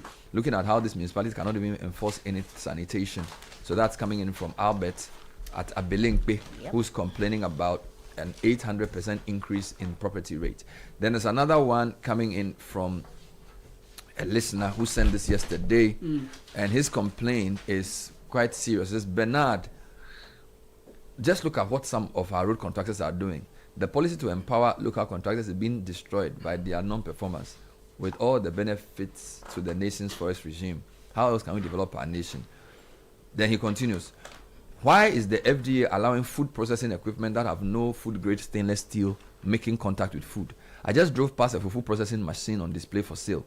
It's not stainless steel, just mild steel, painted with silver paint. No wonder we are having kidney problems. People are literally eating chemicals.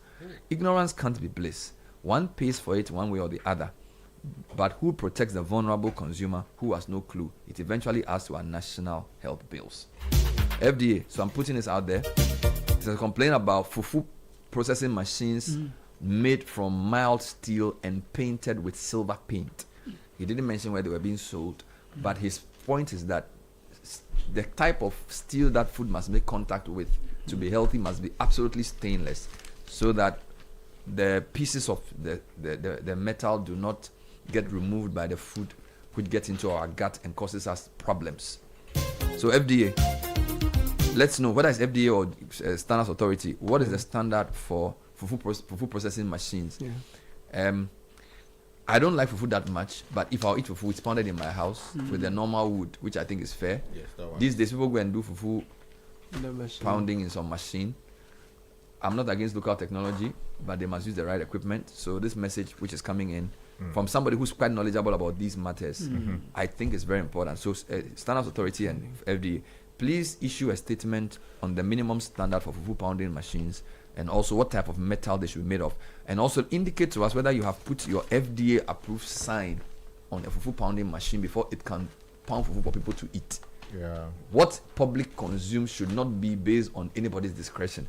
There must be standards. So FDA, please let us know if you have looked at all these fufu pounding machines and have concluded that they are made of the right material. I think it's a point that would also have to extend to the cassava a milling machine. Yeah. Okay. And then also the Nike that we use. We should make sure that we are using the right, metal or especially for the since same. you used to do that work. Exactly, because the Adriana Lema, I don't know how to call it. Yeah, the thing that grinds it. Exactly. Oh, You know, it wears out over time.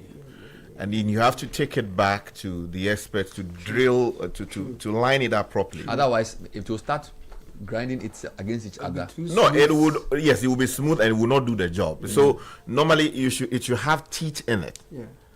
If that teeth is not there, it will not perform its job properly. That teeth over time wears off. Yeah. Which means that it's finding It doesn't grind well. No, my concern is that it's going into the wall that is being prepared. Oh, when it becomes finer, because it's and it's two milling against itself. Yes, the two come together, and then the maize will be in the middle of it, and then it will grind it like that. Over time, it becomes sort of smooth. Yeah. So you have to take it back, and they will use some grinding machine to drill the lines or to line it up properly.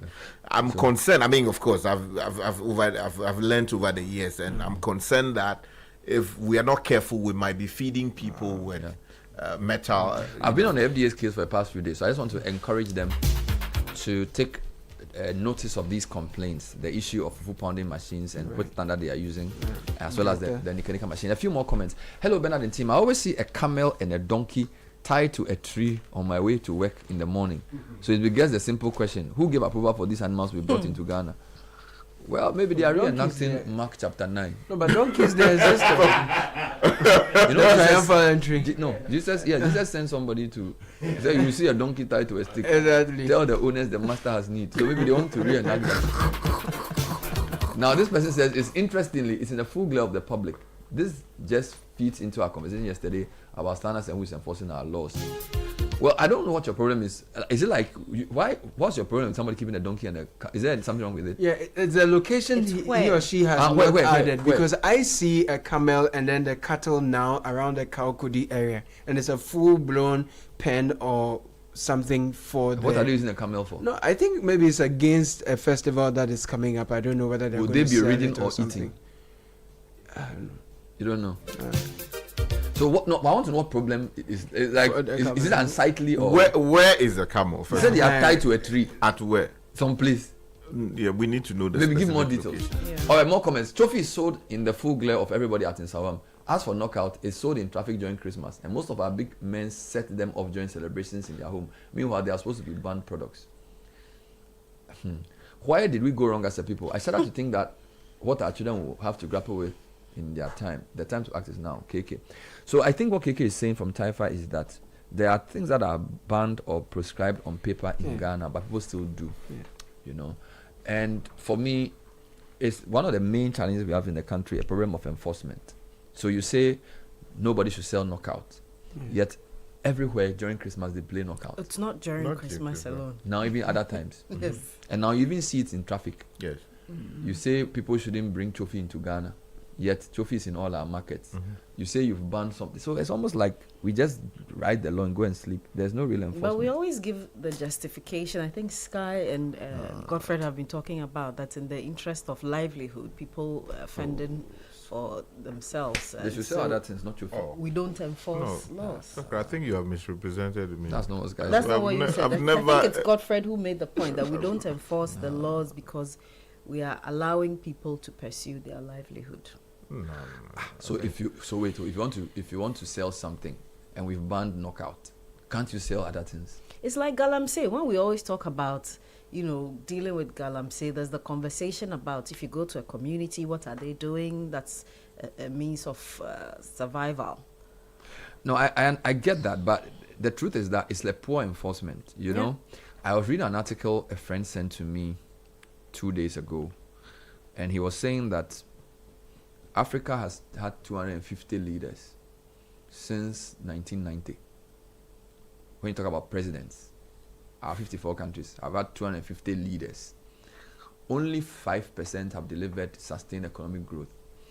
And then he analyzed and said, the few who did sustained economic growth, they did it because there are two big traits: selflessness and ruthlessness.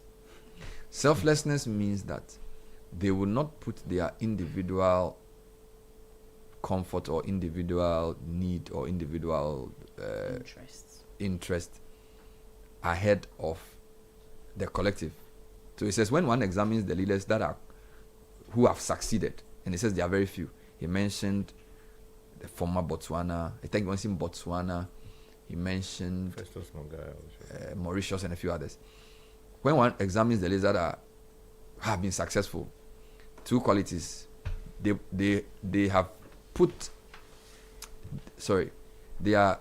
have leaders who have public purpose leadership and high enforcement discipline. Put in colloquial terms, these successful heads of state are selfless and ruthless. Then he defines selflessness. Selflessness or public purpose leadership is a quality that makes a leader say no to his or her own needs and puts the needs of other people first. This is the same quality that empowers a leader to say no to engaging directly or indirectly in corrupt practices. Selflessness is the quality that prevents corruption at the highest levels. There are too many of our heads of state in Africa that have fallen victim to this vice. Then it comes to ruthlessness. Ruthlessness or high enforcement discipline is the quality that enables a leader to punish violators of the rules or laws consistently and without regard for their closeness of the violator's relationship to the leader or the wealth of the violator or the job position of the violator. This is a quality which presents a challenge to many African heads of state because quite often the violators of the laws are the people who help the head of state attain the position of head of state. Exactly. This creates a real dilemma. How do you enforce discipline and punish violations from someone to whom you owe so much, including the job that you currently have? Many African heads of state are falling into the trap of preserving and prioritizing relationships over enforcement discipline and valuing the loyalty of their friends and party faithful over the benefits of enforcing the law consistently. Then it goes on. In the next decade, 80% or more of the 55 African countries will experience a change in heads of state. This means that a decade from now, someone who today is not head of state will become head of state for the first time. And it says, if you are reading this, then decide very early that you will be a selfless and ruthless leader. He gives examples, right? But because that's not my main topic. But let me just give the conclusion. He says, that person could be you. And this article is written for you. There are many qualities you will draw upon to become the head of state. Many promises you will make. Many hands you will shake. Many sponsors your party will accept donations from. And many hurdles you will climb. Whether you become the head of state via the ballot box or any other means, it is likely that on one day of your reign, you will want to succeed. You will want your country to become a better and more prosperous country. You will want your people to be lifted out of poverty into prosperity. If you do, then remember that while you are head of state, you must be selfless and ruthless. Anything less will be useless. I don't know whether this makes sense. Oh, I think written by Dr. Modupe Taylor Pierce, an African scholar and practitioner of organizational development and leadership. I know him. So this was sent to me by my friend. What's his name? We interviewed this guy. He's a leadership guy. I'm trying to remember his name. Anyway, he sent this to me a couple of days ago. So I think Ghana is the ruthlessness that we don't even have. So we don't enforce anything.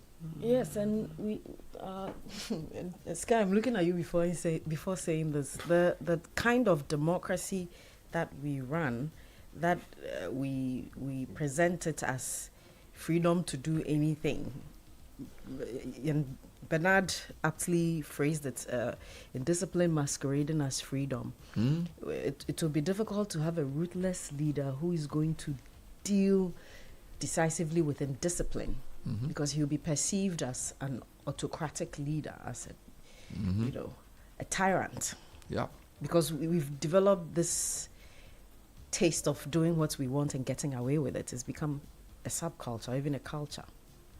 So the new African leader must be selfless and ruthless, put the needs of the collective above his individual need, and apply the law without fear or favor.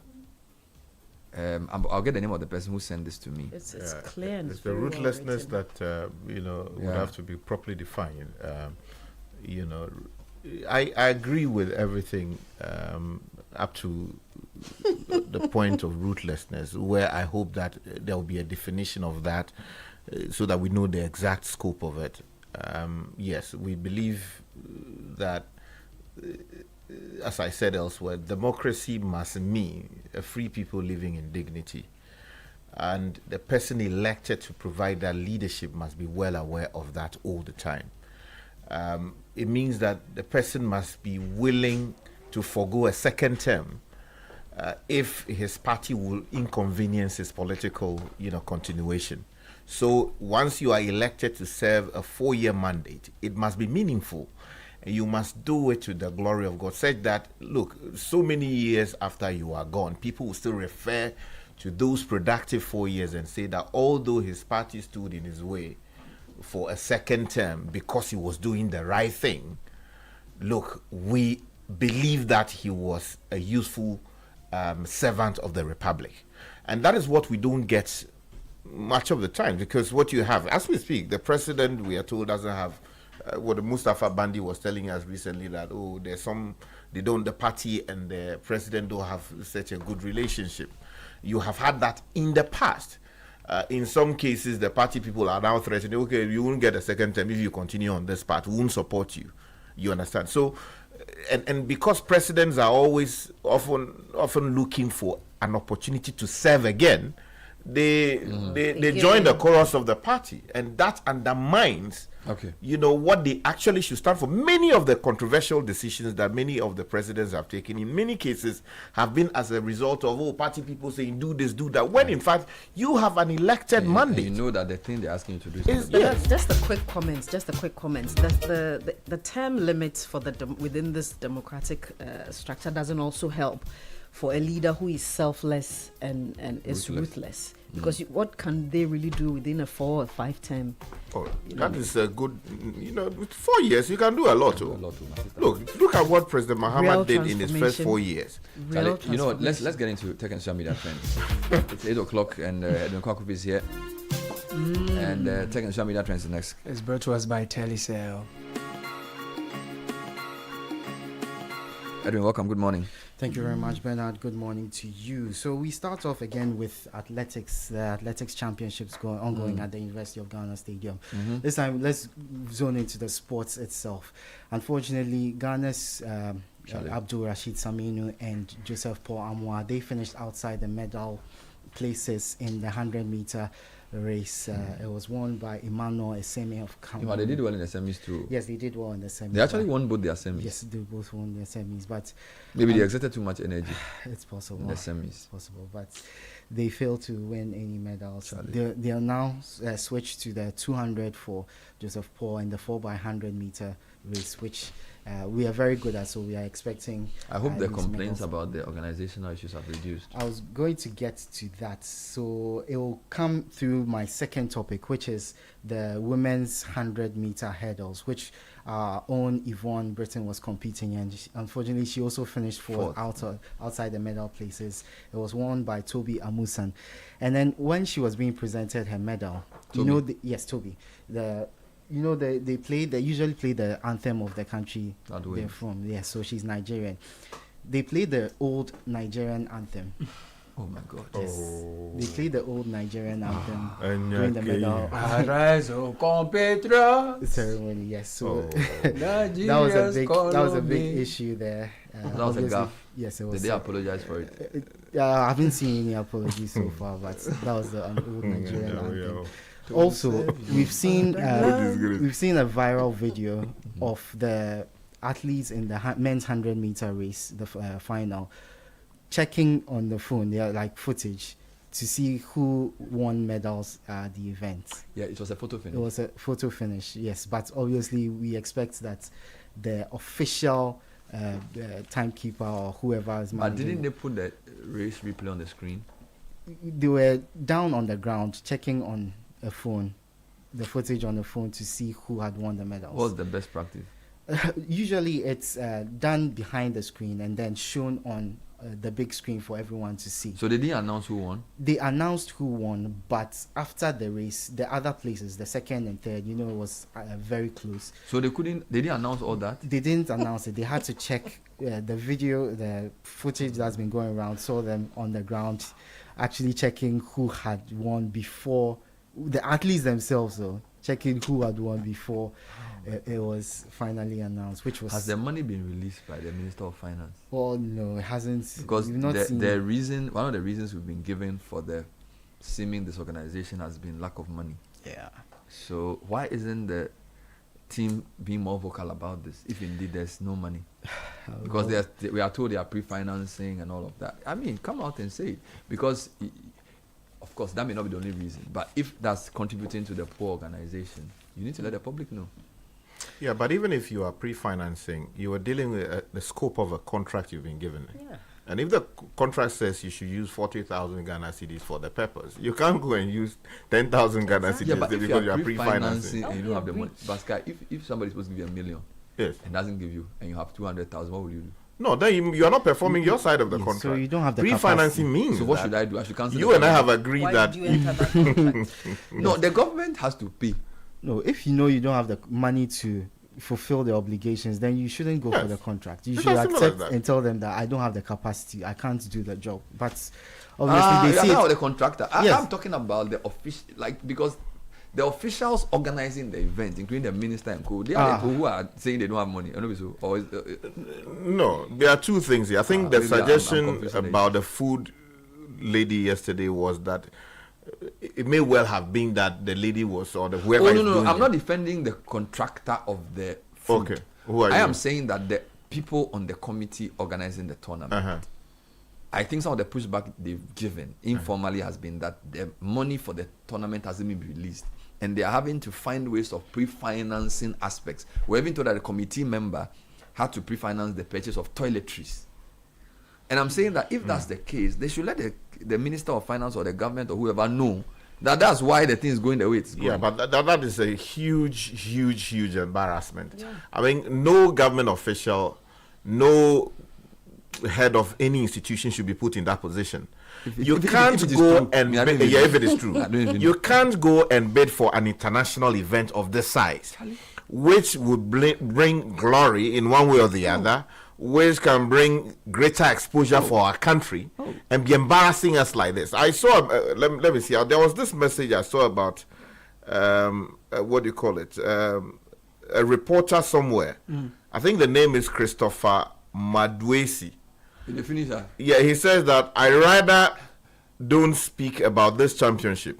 Let me wait until I'm out of Ghana. Oh, by the way, this is the first African championship that I am covering where journalists have been gleefully told to purchase their own data for internet. Oh, is it true? Even as bad as Douala was, there was internet for journalists to work with. I heard one of the officials say that internet has been provided.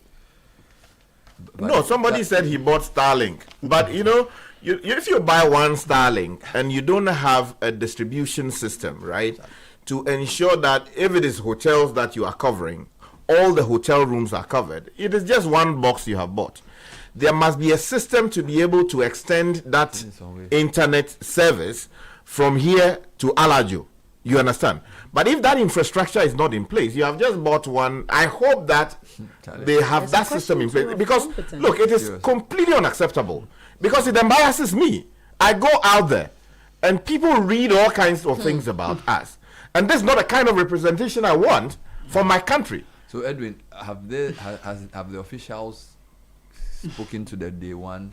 Have they responded to any of the issues? Have they improved in any way? Yes, we heard from the Deputy Director General of the NSA, Veronica Komi, who apologized for everything that happened on day one. She said they are working to improve it and ensure that it doesn't repeat over the course of the tournament. But after day two, we are seeing a few more issues. People are sharing their pictures of their food, the food they keep getting at the various places. Who are these people? Is it the athletes? The athletes, yes, they are sharing. And they are saying the food is not enough. Yeah, if you see some of the pictures, it's very. But I also thought the Minister of Sports sent some pictures. I shared some video or something of people eating.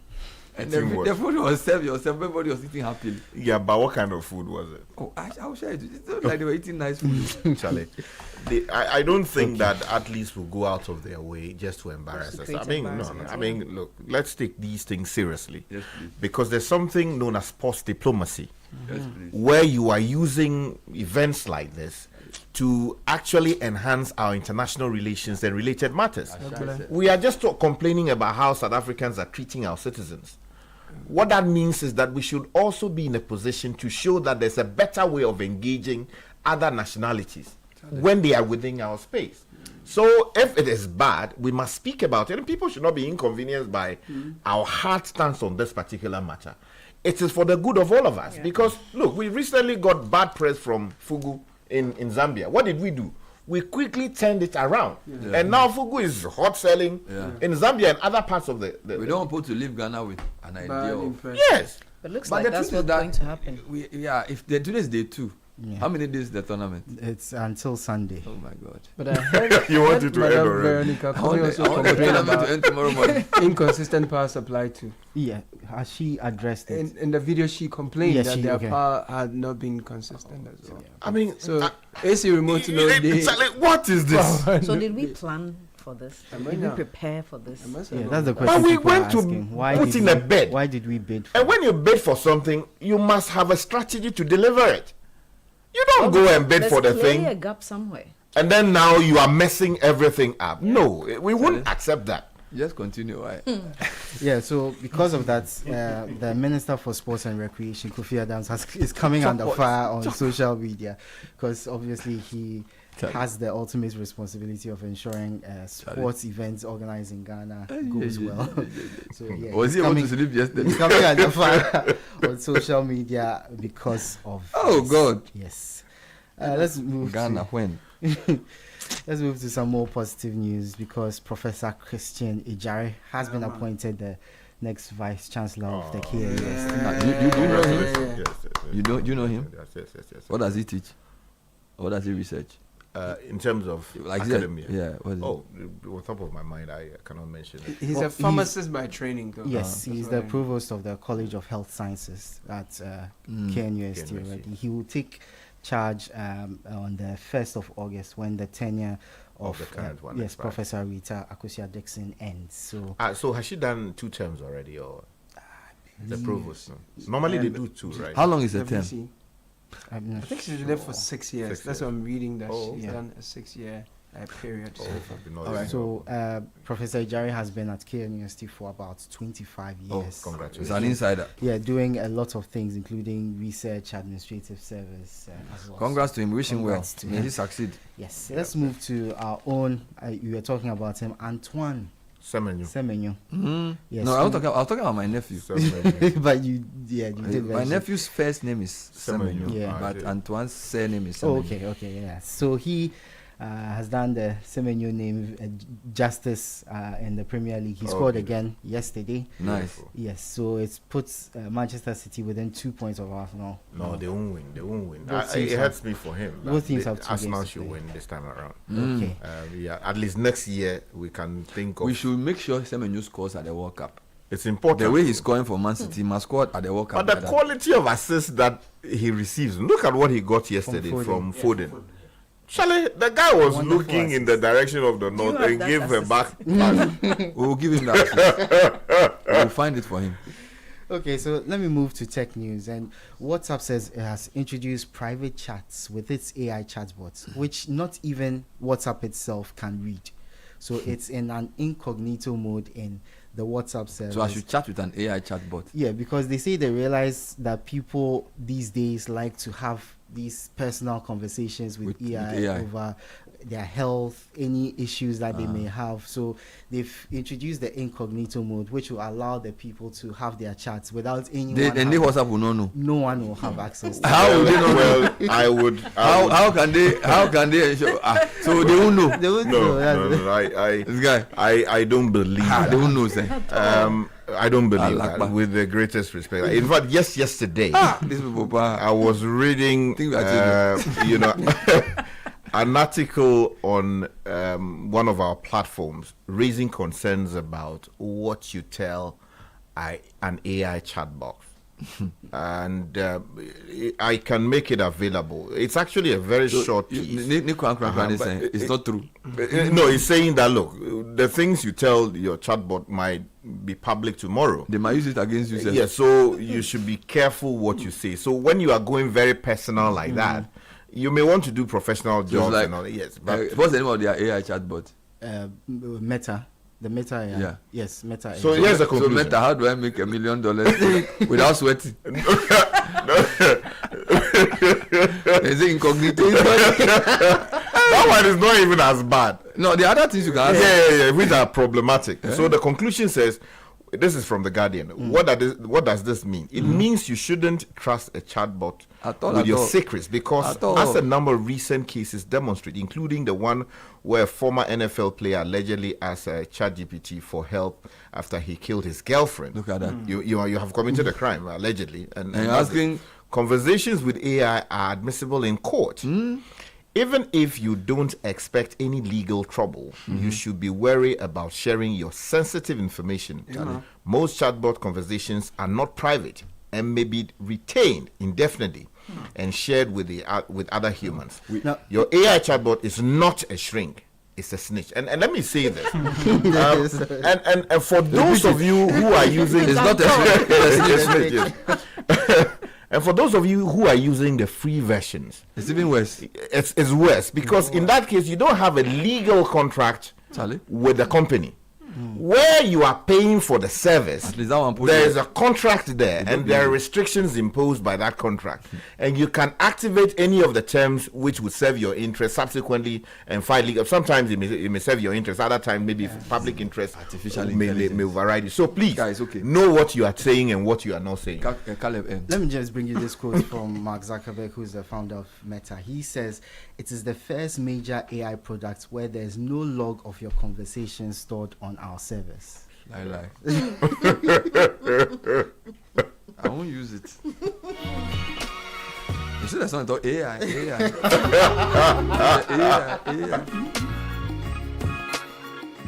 Auntie T, I beg, fix me go betete Ghana. No gari, no oil, no plantain, just beans then eggs. Hey, brah, that be dangerous combination, no? Problem no day. I feel handle am. For Telecel, with the Bob say everybody gets what they like. That be why Made For Me bundles day. Based on your usage, if you get your own data and call packages, falla! Made For Me bundles like the way you the want town. That *530#, then buy Made For Me bundles today. Telecel, connecting energies.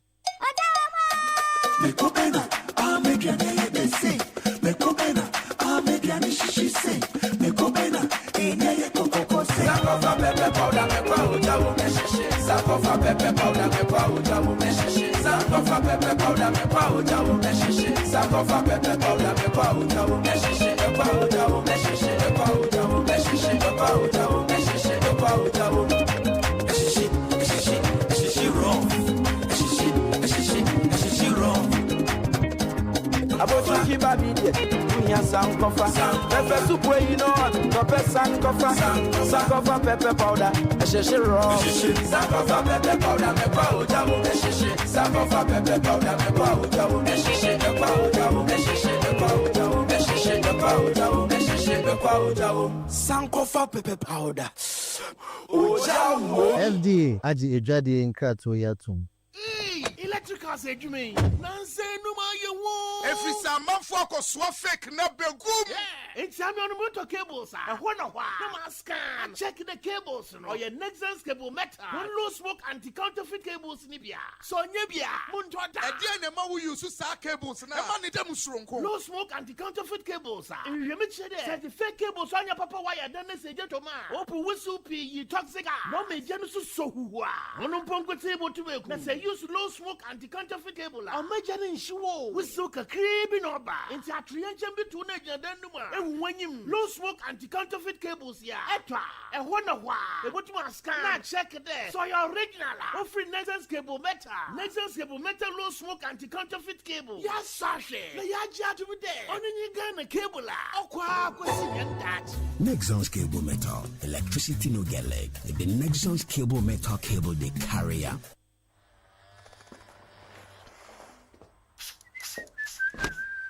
Charlie, dream I'm nice. I get some serious meeting. Allah, motion. But Charlie, no credit today. Oh, but you relax. More day. Hey, what funny. Yes, so I borrow small, sort myself out, I pay back. We move.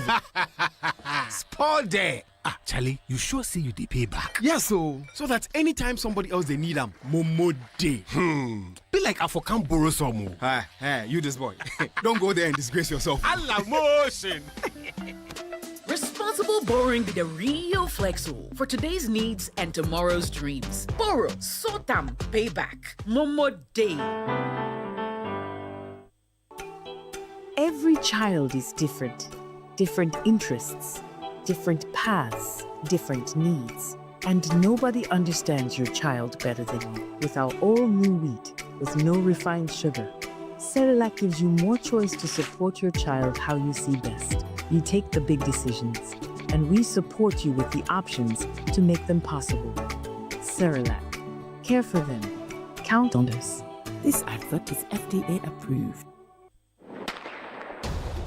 Ghana, get ready for the Ultimate Athletics Showdown, the 24th Senior African Athletics Championship. Witness world champions across the continent compete in thrilling track and field events like Kenya's Beatrice Chebet and Faith Kepiengo, Nigeria's Toby Amusa, Botswana's Colin Kebenachipi, Liberia's Joseph Fambile, South Africa's Akani Simbini, Zambia's Muzala Somokunga, and our very own Benjamin Azamati and Saminu Abdul Rashid. Don't miss the excitement from the 12th to the 17th of May 2026 at the University of Ghana Sports Complex, Legon. Senior Africa Athletics Championship. Feel the heat. Champions within Africa. This championship is powered by the Ministry of Sports and Recreation, the Confederation of African Athletics, and the Ghana Athletics. For decades, we have helped businesses connect with their trade partners all over the globe. From Ghana to Burkina Faso, Côte d'Ivoire, Benin, Togo, Senegal, China, Morocco, France, Netherlands, and many other countries. We have made it possible to bring Ghana to the world. We have brought small and medium businesses closer to their customers across the regions in Ghana with our SME support facilities. We have brought relief and smiles to the faces of families with our employee personal loans. With our cutting-edge technology and digital support, we take the burden of complex thinking off you, making life simple. That is who we are, as close as a partner. Bank of Africa. We are indeed the African bank with the global reach.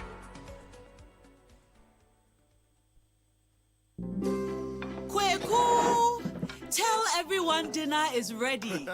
Kids, let's go to the dining table. Food is ready. Let's go. Hey, you're full. No. Say, you're fine. No, my own is better. You're fine. But wait, we all know that Mommy always does it best. You're fine. Keep enjoying First Choice Premium Spaghetti. Delicious, non-sticky, contains vitamin A, zinc, iron, and always comes through. You're fine. This advert is FDA approved. Unleashing the power of relevant radio. This is Citi 97.3. Join the conversation on the Citi Breakfast Show on Facebook at facebook.com/Citi 97.3, Twitter at twitter.com/Citi 973, and Instagram at instagram.com/Citi 973 with the hashtag CitiCBS.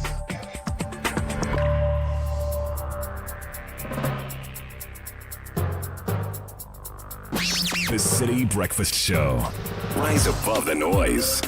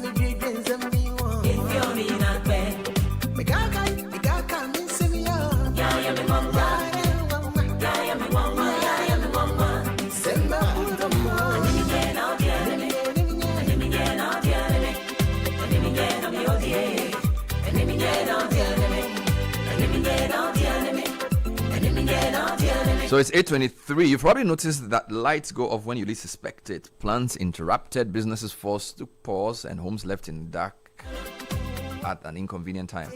Well, Translight Solar is here to help you. With Translight Solar, you enjoy consistent, reliable power supply every single day. No interruptions, no surprises. Our smart solar solutions are designed to keep your lights on, your appliances running, and your operations moving. We're offering exclusive installation discounts starting at 34,000 cities only with flexible payment options. Call Translight on 0242 438 746 or visit us at translightsolar.com. Reliable power, total peace of mind. Good morning, Ghana. We all know that life doesn't wait for payday. Whether it's school fees, a business emergency, or finally starting that project, you need a partner who says yes. This partner is Blue Financial Services Limited. Listen, with Blue iFinance app, you can get a loan disbursed in as little as 4 hours. No long queues, no endless paperwork. And if you're looking to grow your money, Blue investment rates are among the most competitive in the industry. Don't just survive, thrive with Blue. Call us on 0303 968 196.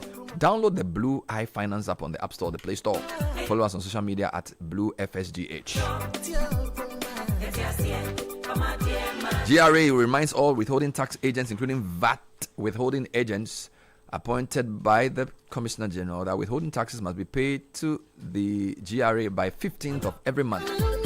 And therefore, the withholding taxes for April will be due tomorrow, Friday, 15th May.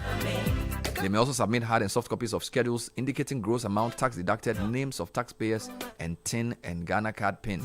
Please note that failure to pay tax by due date attracts an interest of 125% of the rate, compounded monthly on the outstanding tax. Call toll free 0800 900 110 or WhatsApp 055 299 000. Now, if you're dreaming of studying abroad or taking the IELTS test, then talk to IDP Education. Our counseling and application support services are completely free, helping you save your finances while securing genuine opportunities abroad. Your journey begins with IDP Education, your trusted global partner for study abroad services and IELTS testing. We offer free study support to UK, US, Australia, New Zealand, Ireland, and Canada. We are at Osu Akweje. We are also in Edum, in Suase, Kumasi. Call 0202 566 614. Book your IELTS test today. Speak to our counselors and take the first step towards your future studies.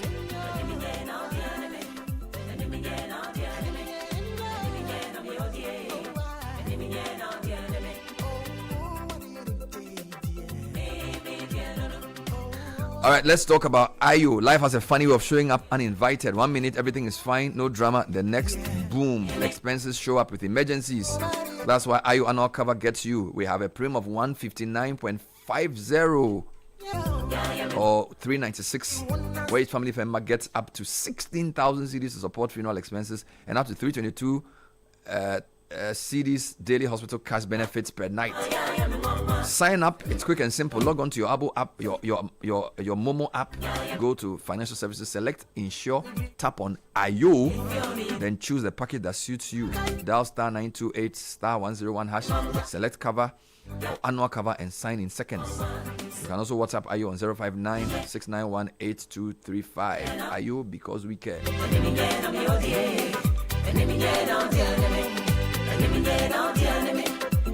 And if you're looking for education world class in a premier university, market driven, or you want to top up your diploma for a bachelor's degree, consider Delexis University College. They have programs in BSc, nursing, midwifery, human resource, and so much more, including cybersecurity and digital forensics. If you visit delexisuniversity.edu.gh, you can apply there and also find out more of the programs that they run. This is located at Tema Community 25, Peace B Junction. Call 055 1198 100 or WhatsApp 055 7773 4549. Admission is in progress, and everyone is a winner in the ongoing Angalicious Abingwa Hub promo. It's over 4 million Ghana cedis worth of cash and prizes up to be grabbed. Look out for the special Ungalicious promo packs. You submit 20 of the powder promo sachets and 20 of the shrimp tablet promo wrappers at any redemption center near you. You receive a scratch card. Scratch it. It will reveal a unique code. Send it to *713*27# and you will win instantly. Cash prizes are up to 200,000 Ghana cedis. We have deep freezers, smart TVs, kitchen appliances, and so much more. Promo runs till the 15th of July 2026. Hurry, don't miss it. Now, whatever your grind is, whether you're pushing for an exam, you're pushing deadlines at work, you're cooking up the next big idea, Cowbell Coffee gives you that creamy taste and rich coffee aroma to kickstart your day right when you can enjoy it anytime, because success doesn't just happen overnight. It's the little moments, the early mornings, late nights, all of it. And through it all, Cowbell Coffee Day with you. Cowbell Coffee with you every moment.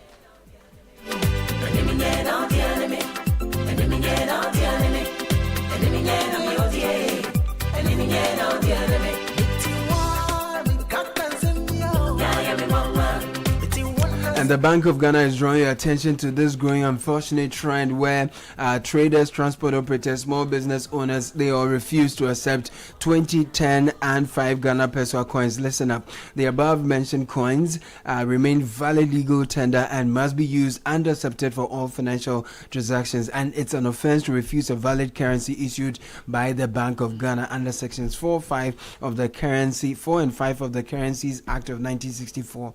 Anyone who refuses to accept these, whether coins or notes, can face a fine or up to 3 years. So the Bank of Ghana is encouraging you to continue using the 20, 10 and 5 peso coin. For further information or complaints, WhatsApp 0593 974 486 or call 0593 974 486. If you have some complaints, you want to email complaints.office@bog.gov.gh or visit our office, Financial Stability Department, 4th floor, Urban Block, the Bank Square, Bank of Ghana, Accra. Mr. Glilo, a Glinova, Glito to Adeli. Should have blinked.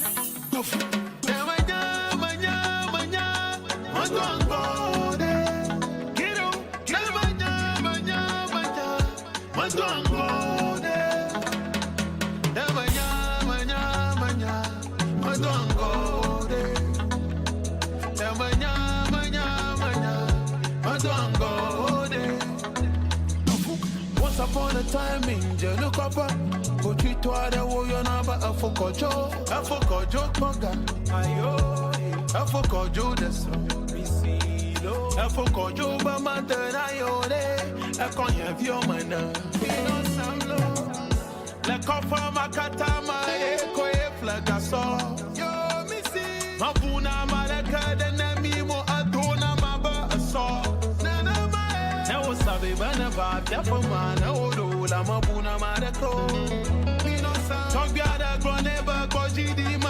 Talking of enforcement, somebody sent me a video of a number of motorbike riders who carry their children behind them without wearing helmets for them.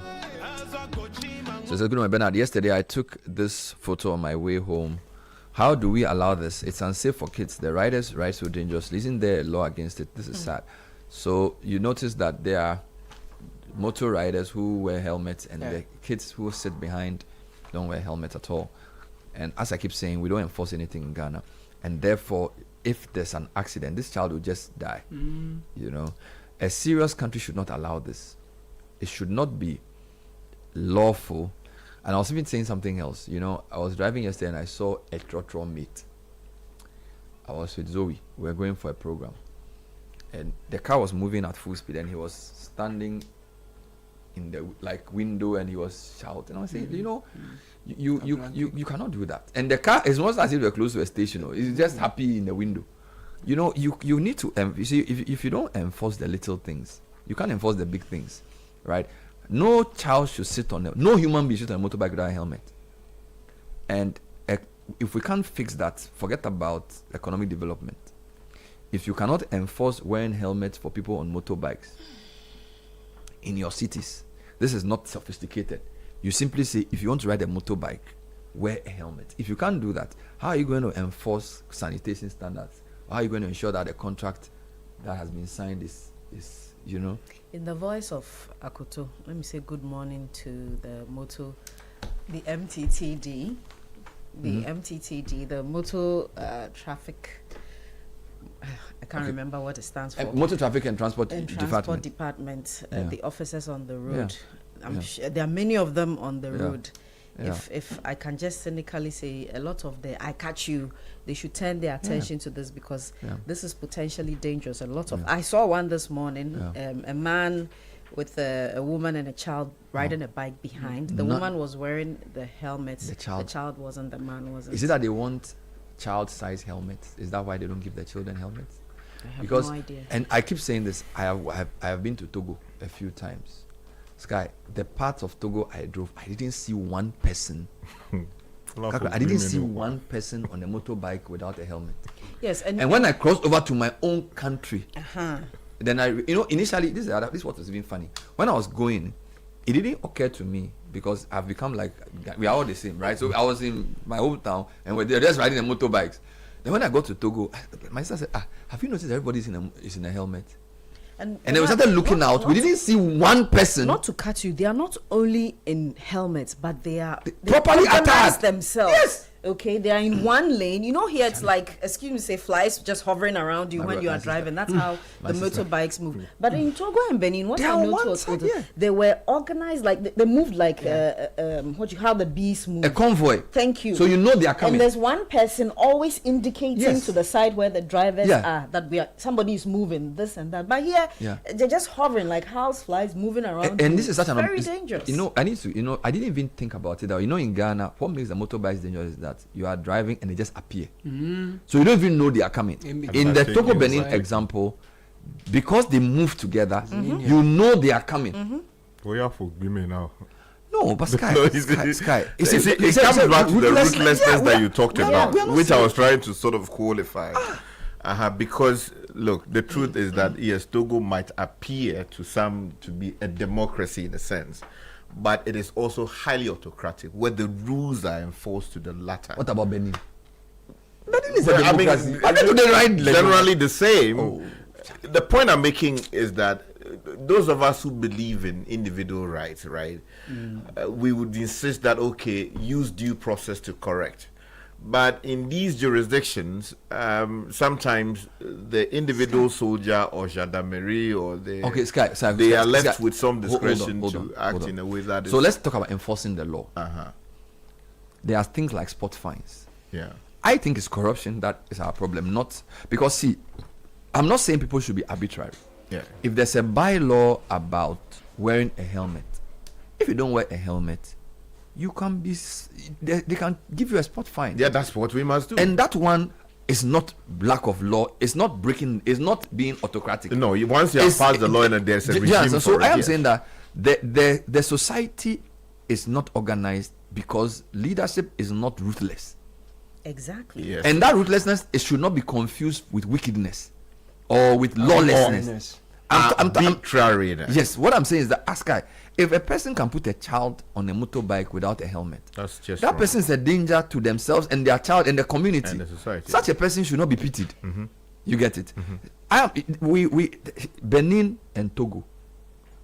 We are always, they are always in Benin, they are always in... We are the same people. Yes. How come when we go there, we do the right thing and don't do it? Is it because the regime would not allow that. That's why I'm saying that we should be ready to... You see, that's why sometimes, I find it difficult accepting the proposals.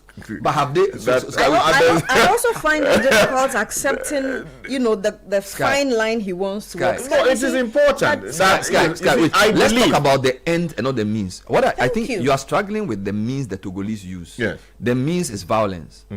I am not saying Ghanaian police should beat people. Aggression, not violence. Whatever. What I'm saying is that aggression. Thank you. What I'm saying is that they have found a way to enforce their law. He went in Rwanda. He saw the same thing. We need to enforce our law ruthlessly. Yes. Okay.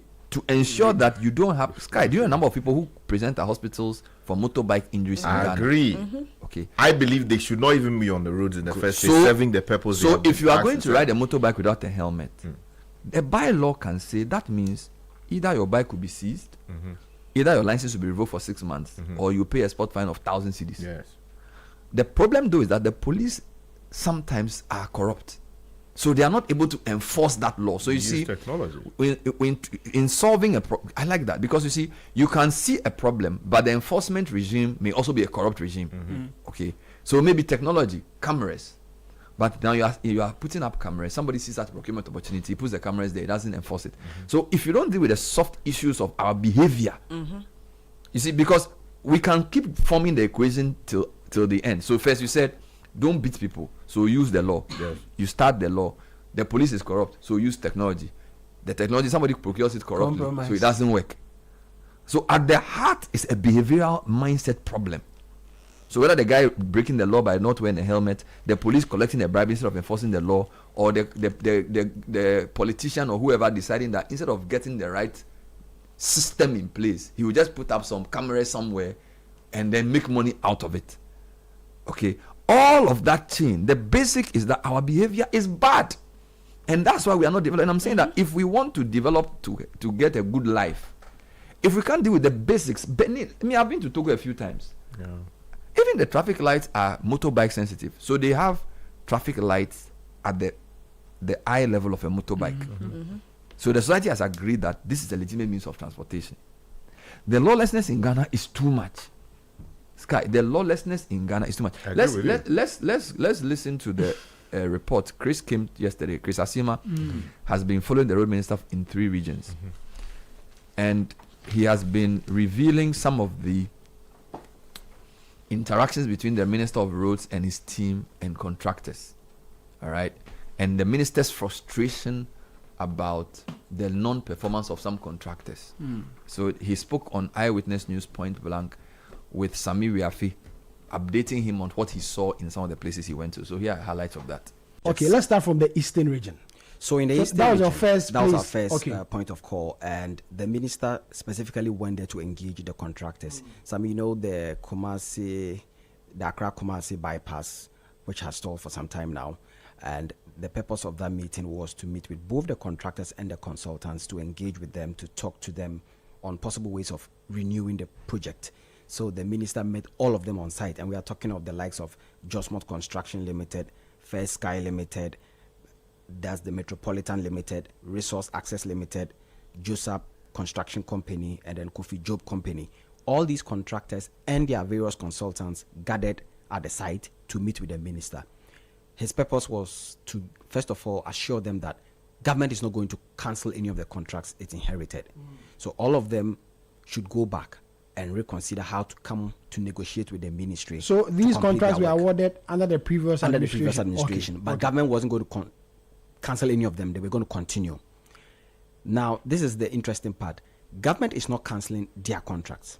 They are still going to work as the lot had indicated, but they are supposed to come and engage with the Ghana Highway Authority to really look at the cost and the feasibility studies that were presented to them. He assured them government was going to give them the necessary support to complete this, because, as he said, the bypass is not going to be stopped because they are building an express. Well, progress of work for different contractors had stalled in different stages. I think this was talking about the Eastern region. Yeah, so I think this stalled before 2024 elections, as he indicated. So at different completion stages, all contractors have to go and look at where they left work and then come, because according to some of the contractors, they were not assured whether the new government was going to really continue the project or even pay for it.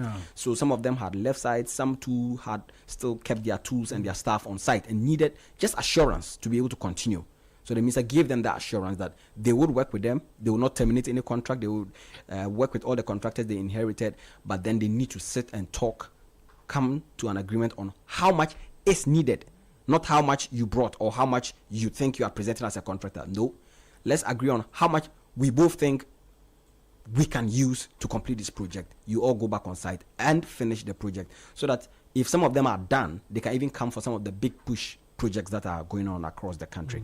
Then we proceeded to the central region. Now, we used the Suhum route into the central region for him to assess the road there. And when we connected, that was the Winneba Junction, we met with the regional minister and then the contractors there. and the purpose was to see how the work is ongoing. Now, the minister made us know that that particular project was supposed to be a runabout construction, but the president had directed that it should be added to the big push project. So now it's going to be an interchange. Okay. And then at the Winneba Junction. At the Winneba Junction. So it will be an interchange leading all the way down. Now, he also expressed government's interest to preserve some historical and traditional sites when you are going towards Mankesim. So he said that the road that is leading to Mankesim, they are going to do some extension on it so that they don't go into the town. They're going to go above the town because the town central has some historical and traditional artifacts there. So the new design is to leave and preserve all these artifacts so they'll go above and at least. Then we moved on towards Cape Coast. That was a Cape Coast Winneba dualization project. That one too is still the same contractor, and he's doing a good job there. Actually, government has no problem with that contractor. Then we moved on to Apam, the road, which is still the central region. The central region, the road leading to the former president, the late Attah-Mensah. The contractor says he's just left with 30% of the work to be completed, and that he might be inviting the president and the minister to come back soon to commission the road. Now, there was something interesting on that road. We had to go towards the western region, and before we got there, the minister had gotten him that some of the contractors were moving to site because he was coming, and he wanted to really go to see whatever they were doing. The minister, one thing we picked on the ground, doesn't want to be shown. He wants to see. When I say he doesn't want to be shown, he wants to see. He doesn't want you to put your work on the notice board and then show him. He wants to see what's on the ground. See what's on your ground. So we moved towards that is the rehabilitation and dualization of the Takrady Agona Junction. When we got there, work was moving smoothly. The contractor is on the ground. The contractor is supposed to finish the road, which is actually 3 years, but had delayed because of some funding issues. But because the president had instructed last year that the money should be paid to the contractor. The contractor has promised to have the road opened by this year, July. Initially, he was supposed to finish and give the road to government next year, that's March. But he says he will be done by July this year. He assured government that he would make sure that the road is open to the public by July. And the minister was impressed with the speed and the pace of work. Right after we left there, we moved upwards. And this is interesting. When we were at least enjoying that smooth tarred road, we got to a junction and we saw some contractors. And they had also brought their designs, to meet the minister, show him the work done. And this happens to be the Enchi Road, and that is the part coming from Enchi. Now, when we got there, these guys were on the road with their road signs and drawings with the regional director, and the contractor wasn't present. So the minister asked for the contractor, and they said the contractor was in there working, and this is 72 kilometers. And this drawing that they had for the minister to watch was just by the road. That is the tile part. And the minister insisted on meeting the contractor and doing the inspection. The contractor wasn't present. And the minister said, no, I need to meet the contractor and then we need to go and inspect the road. I'm not going to just sit here and watch drawings on the board. As a matter of fact, your contract is this stretch. Let's go on. We drove on a very terrible road for almost an hour. On this stretch, if not because highways has experienced drivers, you would have heard that most of our vehicles were broken down. It's terrible. Imagine it has been awarded on contract. It has been awarded on contract since December last year, 1st December last year.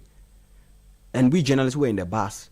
We were virtually just crying because it was that bad. And if you are in a bus on such a road, after 1 hour driving on such a poor road, the minister had to stop and engage community members.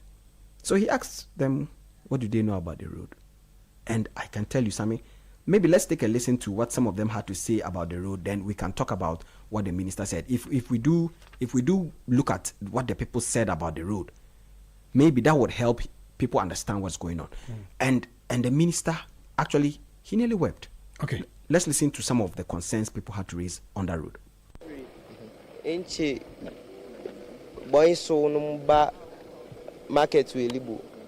Nti se moye kwan we dia e bebu adwadifo no ene akuafo no akuafo ebi mutimi de omo board ene banchi mu nyina begu ase omunya bubu ya na se ka o de beko libu no ma koton egu ase ya na se ebi se kwan no nyenti na motor accident so kwan no nye no motor accident ebri koso a. And this Kakra says every December last year, President Mahama MD Ekwanwe contractor up to from December. Oh, Jenny who said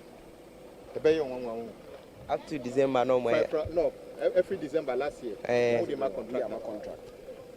Ebe mo we vise me hu se obi aba kwan we so oba be ye kwan no. Ye kwan de ye wu papa. Obi yale na se ye de ne kokrom ne ye frɛ na ka ma. Just nipa no ye kyekere ne soa no sa nante a koduru ba bi na nipa na wu. Obi wo ho ana onyem na oba abewo. Onso ontimi wo se ye de ne kokrom ye nya ka. Nsuo topo dia ye wu kra. Chris, who are these? So these are residents of a community called Faumine. Okay. And they live on the stretch. On that stretch, the road from Enchi to Elibo. And Sami, these are people who were telling us the ordeal they go through. And we had witnessed it on our way there. And it's that bad. And these are cocoa farmers. We could see all of them drying their cocoa. And did the minister make any announcements here? The minister was not in a good mood. He made some announcement, but I think when we move further, he'll repeat this announcement. But the minister was angry. That's what I can say. He was very... So we drove off. And we moved all the way to the end of the road. At that point, the minister was angry. So he called on all the stakeholders who are available. The regional highways director, Madam Cynthia, was there. Then the chief executive of highways, who was on the team, was also present. The MP for the area present. The regional minister present. The DCE for the area was also present. So he asked all of them to speak because he wasn't going to speak anymore. He had to hear from all these people to really understand what the situation is after listening to all of them. Then he gave his final verdict. It's 71.25 kilometers. It's being done by Mrs. Top International Limited, Ghana. I must say that per the commencement of the works, reckoning it from December 1st to date, the contractor has done roughly about 5% of the work. It's basically about earthworks. He's done 20 kilometers of clearing. Then there's a huge cut in the road alignment, which is done about 60,000 meter cube. But that notwithstanding, the contractor has been spoken to severally. We've had several meetings with him to speed up the work, especially to work on the road to make it more trouble. So we've done a lot with them in terms of letting them speed up the work. We have written instructions to them. We have written letters to them. So, Honorable, this is what we have done to ensure that the contractor speeds up its progress of works. For now, that's all I can say. Thank you very much. Yeah, said I think the contractor, to some extent, I won't say that he has failed us, but I will say that our expectation, is not up to what we have seen. Which make project also retard. So now that we have all listened to what has happened, we are going to monitor. I have been there for several times. More than 6 times. But our machines are coming. Because even the 61 kilometers as a Ghanaian road, they had 3 groups on the road. 3 groups. How much more 71.25? Then just at one point, it is uncalled for. But for the benefit of the doubt, we'll give him a try and also monitor him to do the right thing. Thank you. People lamenting there on this particular stretch.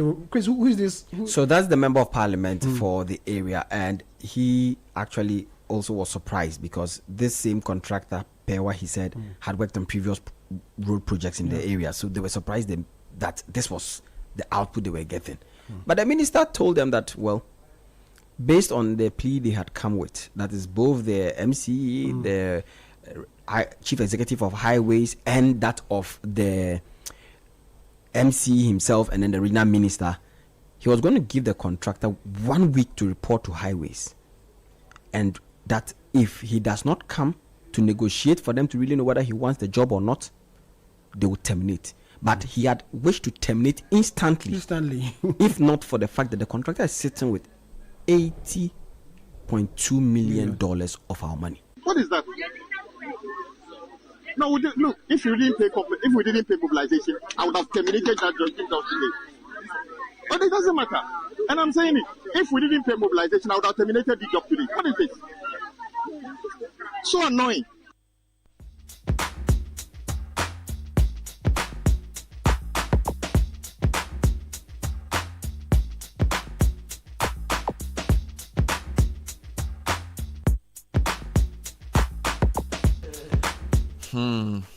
So that was Chris Asima, updating Samir Yafi on the trips they've been having on some of our road projects. Caleb, I noticed in the morning you were a bit like, why is the minister, moving from place to place, and people should do their work and that kind of thing? No, my question really is he's saying that they've paid about $88 million to one particular contractor, and he's taking his tour to that specific site before this gets to his attention. But what we know is that there are highway authorities within every region, right? There are people who are responsible, and every contract has a supervising engineer who checks for the designs, whether or not the contractors are working according to design and all of that. And all these people will come under the highway authority who reports to the minister. So my thinking is that I don't see how the minister is getting surprised only when he gets to the field to do this. So let me explain the way I know it. So for example, go all the way down to see some of these things. If they give you a report on a road, so they can say Inchi Tadieso Road, and they say project amount 10 million cedis, mobilization 1 million, paid 1st December, percentage 17%. That's a piece of paper in front of you. Contractor mobilizing to site. Good. Then they'll say doing earthworks and off-site works. And all. Now you are an architect, so you do understand built environment. So on the sheet of paper in front of you, you've seen the amount of money paid, you've seen the date, and you expect a certain amount of work to be done based on 17%. Yeah. Now, maybe your engineer can say, work is progressing because that's what he got from the ground. Now, you pay a surprise visit to the same road and you drive for 1 hour, and the road has not even been graded. Do you understand what I'm saying? Yeah. Now, so my point is that you cannot supervise a road. You cannot. It's not office work. Because whatever they write on paper, like we can come here and say Enchidadieso is 25% complete. Yeah. But what does that even mean? Now, I think there's a certain expertise that can let you know whether what 25% complete on paper is actually what you are seeing on the ground. So there's no way to know until you go. But I'm saying that there are regional ministers in every region, and each region has a department of highway and places like that. They generate that report and send it to the minister. So they are the ones failing. No, but wait, no, you don't get it. If that is the case, hold on. The ministers, the information they give the minister based on whatever they've done, is for him to interpret to see whether it's acceptable or not. You get it? So if the regional director of highways sends you a report and says the road is 15% complete, and you go there, you see that it has not even started, or you find out that the way the public is angry, the pace of work should go faster, or the amount of mobilization you paid, the work should have been at a different level. I think more ministers should do this type of thing. I get it. I commend they should go out and find out whether the work is happening. Yes, but more ministers, for example, break down if they continue like this, if the supervisors are not working. Because I'm saying that, Bernard, if you are a general manager and you have departments here and you have to leave the office and go to the various departments before the people work, then what are the people you are put there to work for you doing? We don't know the supervisor. We don't come on there and mention the supervisor's name. We will mention the minister's name. So that is true. So the supervisor can hide behind anonymity and do what he wants to do, and nothing may happen. The minister should sack them or do whatever they want to. But my point is that the idea of leading from the office and not going to the ground, for me, is off. Oh no, it's not a bad idea. I'm not condemning that. It's commendable, but I'm also saying that it's not sustainable. Right? You cannot continue this way. But it's not as if it's every day. It's not going every day. Which is true. But I mean, the level of outrage you are getting from the minister clearly shows that a lot of the people who are supposed to be working are not. and he must crack the whip. And then the question I was asking earlier is that in your campaign, and we like this big push idea, we are seeing a lot of road projects. And by the way, most of the contractors and the construction sites they are visiting, work is ongoing. It's some of the bad ones who are getting all the press in the papers, right? But the question I was raising earlier was that we are saying we're doing big push, we are getting more contractors to do more roads, spending more money here, and then at the same time we are saying we are doing 24-hour economy, right? And I was asking, so for some of these project sites where the minister goes and he says that the pace of work doesn't commensurate what the reports is getting on paper, was there not was the 24-hour economy not part of the contract with the contractors where because you want the roads done at a certain pace, then they should all be working 24 hours so that it's construction, and also you say that a lot of people don't have jobs, you promise them jobs, so contractors employ more people, they should work around the clock and get the thing done. Sky read something from somewhere. I read an editorial much earlier from the Chronicle on the subject matter, just a conclusion. I will read some other excerpts from it just to fortify the point. Caleb, I understand the point you're trying to make, but I depart from you when the impression is created that it should not, strictly speaking, be the minister's business to be out there trying to validate. It's fine, it's commendable. See, the buck stops with the minister. That's true. He's exercising executive authority. Ideally, it should be the president himself who should be in every department, every ministry, looking out for what is happening here, what is happening, because it is his authority that is exercised by all of these appointees and people out there working. Right. But we have layers of supervision. You understand? True. You rely, completely 100% on your lieutenants at your own risk. Sometimes people get compromised along the way. They bring you a report that says that, this work has been done. We have had presidents go to parliament to say that ABCD has happened. The media goes on ground and finds out nothing has happened. All of these embarrassments have happened in this country. So, yes, we don't know the exact facts as to what report went before him and all of that. But a minister who wants to know what actually is happening under his supervision must go there to find out what is happening. And I have no aversion to that, because if you don't do that, you will sit down in Accra approving all kinds of payments to be made, contracts to be awarded, send reports to cabinet and say, okay, Mr. President, we have done A, B, C, D, and we need much more. So in your State of the Nation address, go and say A, B, C, D. You go and do that, only to end up. Jer Rawlings has seen it, John Kufuor has seen it, Mills has seen it, John Mahama Defense has seen it, Nana Addo Dankwa Akufo-Addo has seen it, and John Mahama is back. All of these things have happened in this country. That is why I take the view that, look, the minister should continue to do what he has to do. There will be times that he will be needed in Accra to do what he has to do. But there are times that he needs to be on the field to know who is doing the work, who is not doing the work. Because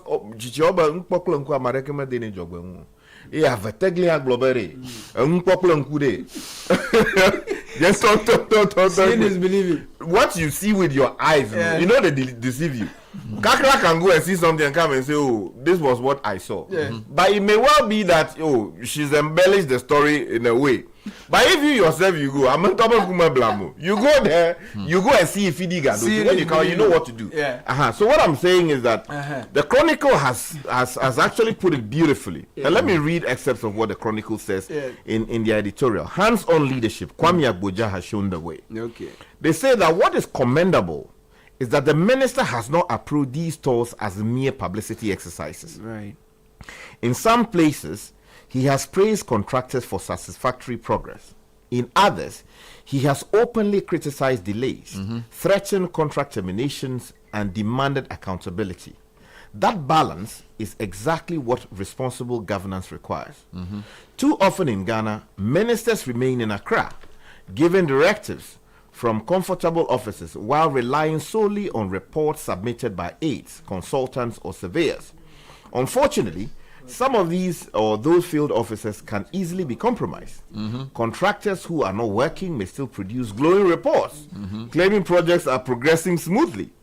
This culture has contributed significantly to the alarming number of abandoned and stalled government projects across the country. Mr. Agboja is changing that narrative by personally visiting project sites, interacting with residents and seeing conditions for himself. Okay. The minister is exposing the gap between paperwork and reality. If he had remained in his office relying on briefing notes, the shocking state of the Enchi Elubo project may never have been known or come to light. The contractor would likely have continued sitting on public funds while ordinary citizens suffered daily. Now, this type of leadership is what other ministers must emulate. Ministers should not become distant administrators detached from realities on the ground. Governance requires visibility, supervision, and accountability. Citizens gain confidence when leaders leave their offices to inspect projects personally and demand answers directly from contractors. Oscar, you know, Terminator 1 has done this before.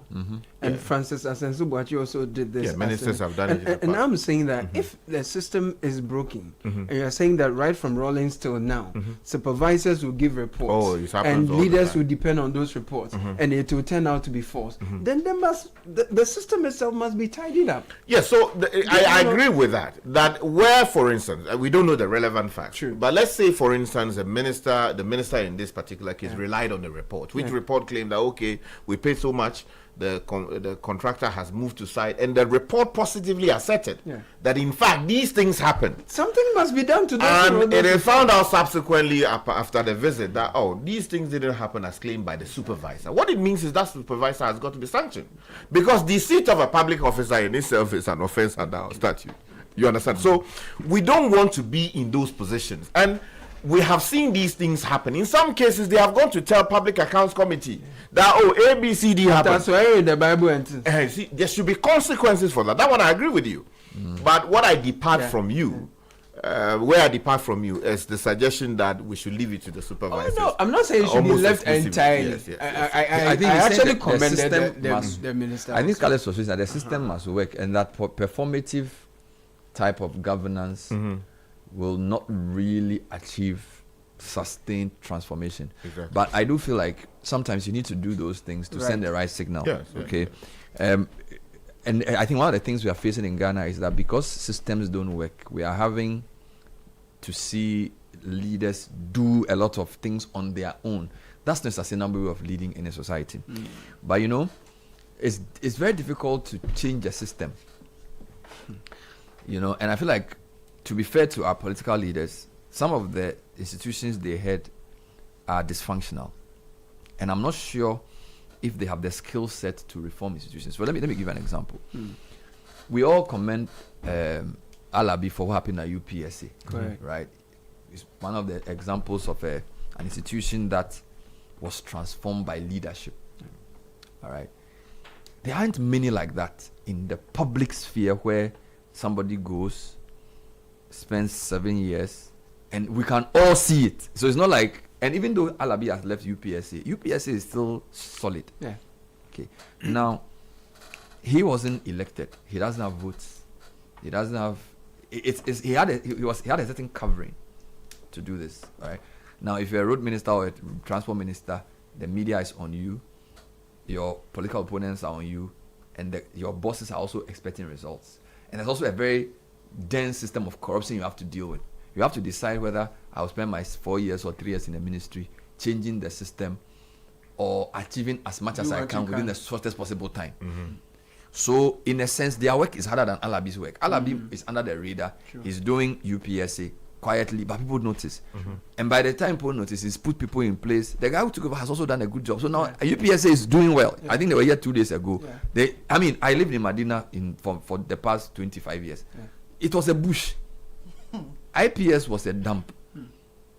I can't believe what I'm seeing there. And there are universities in Ghana who have not changed in those 20 years. So you cannot say that it is natural that after 20 years something will improve. There are some places that have deteriorated. So leadership is critical. But what should the leader do? Should the leader say, I'll spend time building an institution? So at the time they were at UPS, I had students say, sometimes the toilets are locked. Why? He said, because there's no water. we don't want to create a culture of smelly toilets. So until we get water, we won't open a toilet. It may seem a bit heavy-handed, but now most of the time their toilets are clean. Solid. It's taking time to bring such a culture to the place. The campus is generally clean. It was a deliberate effort. The lecturers there all seem very excited to work there. Now they're enforcing dress code. Good. Now, so if I make you a minister for transport or communication, whatever minister, how are you going to?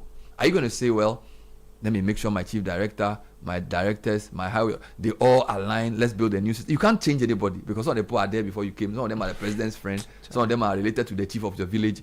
You understand? So it's not like you have a university where you have a lot of space and freedom. And even that, is if it was like a tech or Lagos, it would be much more difficult. So UPSA had a certain quasi autonomy that allowed him to do what he did in the 6 years, and we all just got up and saw it. So sometimes even working in the public glare. So I am saying that without holding beef for politicians, I feel like if a politician wants to make a lot of difference, he has to be radical, and he has to. So which is what this guy is trying to do. Yeah, so of course it has to be measured radicalism. Why? Yes, knowing where the red lines are. Otherwise you'll be sacked. That is also part of the problem. And then of course, I mean, the problems you would have from within, people trying to undermine you, creating problems, setting traps for you. All of these things happen.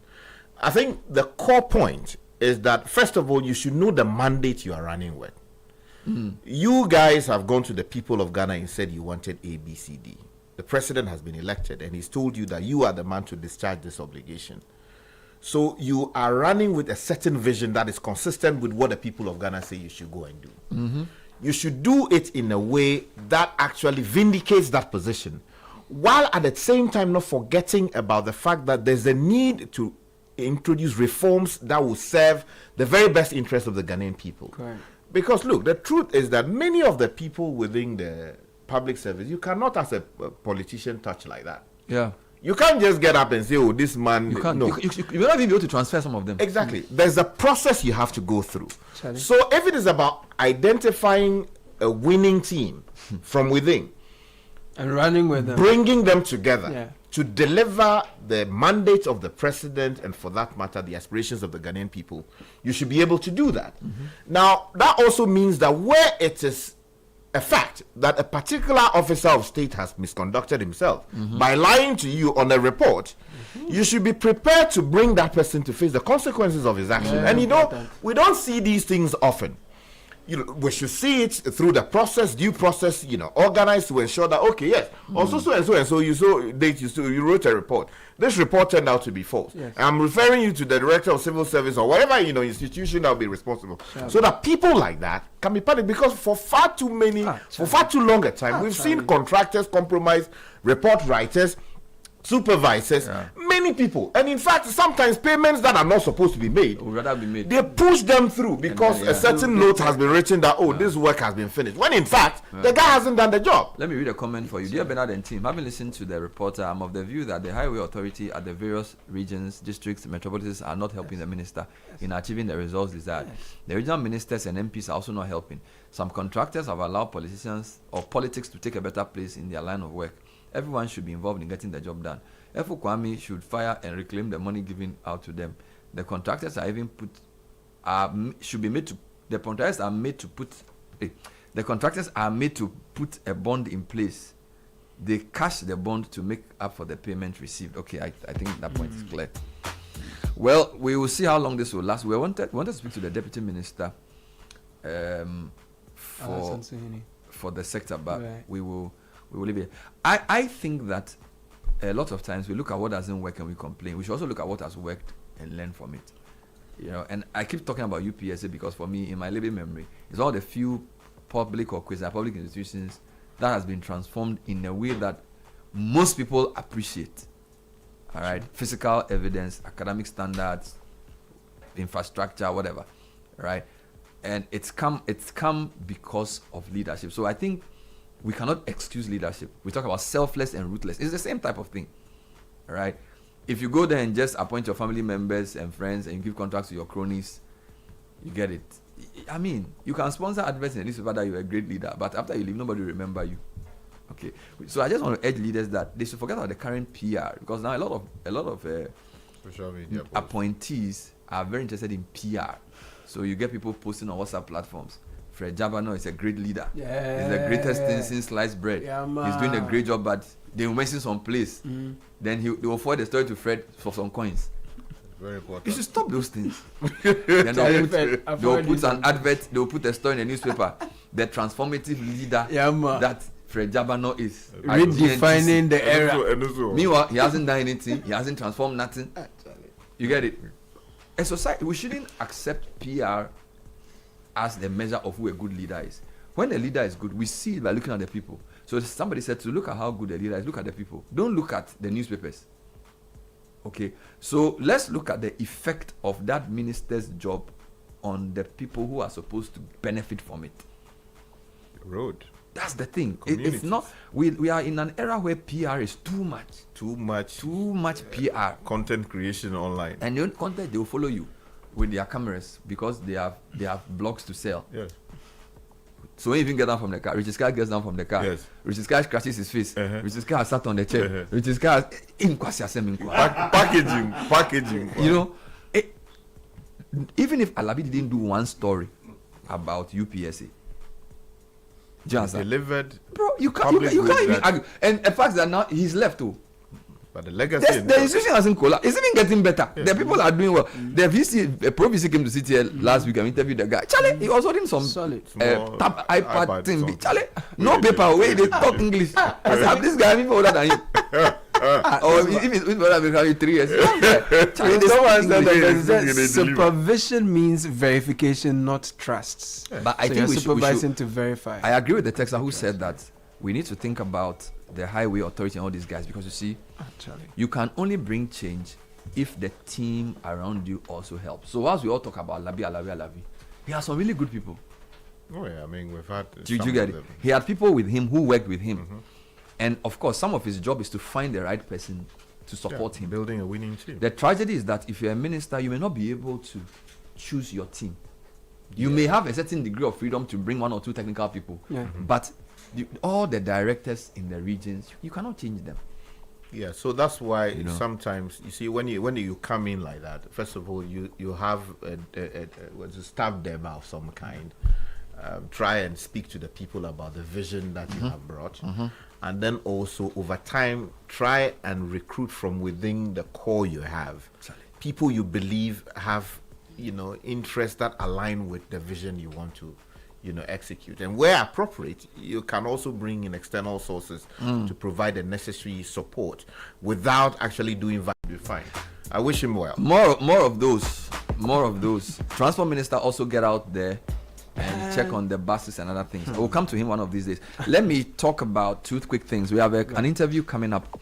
Before that, for years now, you've trusted Sunny Gold Brown Sugar for its consistent quality and best packaging. Now take control of your sugar intake in a more convenient way with your trusted Sunny Gold brand. We've introduced Sunny Gold Brown Sugar sticks in 10 grams and 5 grams paper sachets. This is perfect for hotels, restaurants, schools, homes, offices, or on the go, and even large gatherings like parties, funerals, and conferences. Sunny Gold Brown Sugar also comes in cubes, bottles, and sachets for all your cooking and bulk needs. Sunny Gold, a tradition of consistent quality. At Omni Basic Bank, your securities are a priority. Before engaging in any financial offer or investment opportunity, please take a moment to confirm through our official channels. Remember, Omni Basic will never request for your PIN, password, card details, OTP, or other confidential information via phone, SMS, email, or social media. Always rely on our verified communication channels and avoid sharing sensitive information with unverified sources. Omni Basic Bank can be reached on 0800 100 790.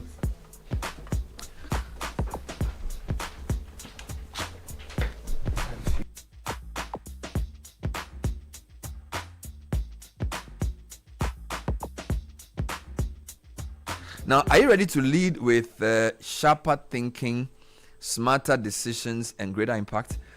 The Management Bootcamp 2026 is here, an exclusive leadership development and experience powered by Channel 1 TV and 97.3 Citi FM. It's designed for ambitious professionals, executives, entrepreneurs, and business leaders. The bootcamp equips participants with practical tools to thrive in today's fast-changing business world. Expect powerful sessions on strategy, leadership, customer service, and digital marketing. It's on 21st June till 26th June at the Platinum Bay Hotel at Bokobi. Seats are limited. So call 050 145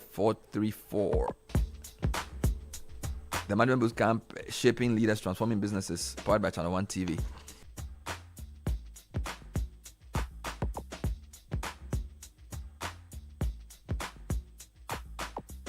When we come back, we'll be speaking to friends from UMB on Legacy Care Plus.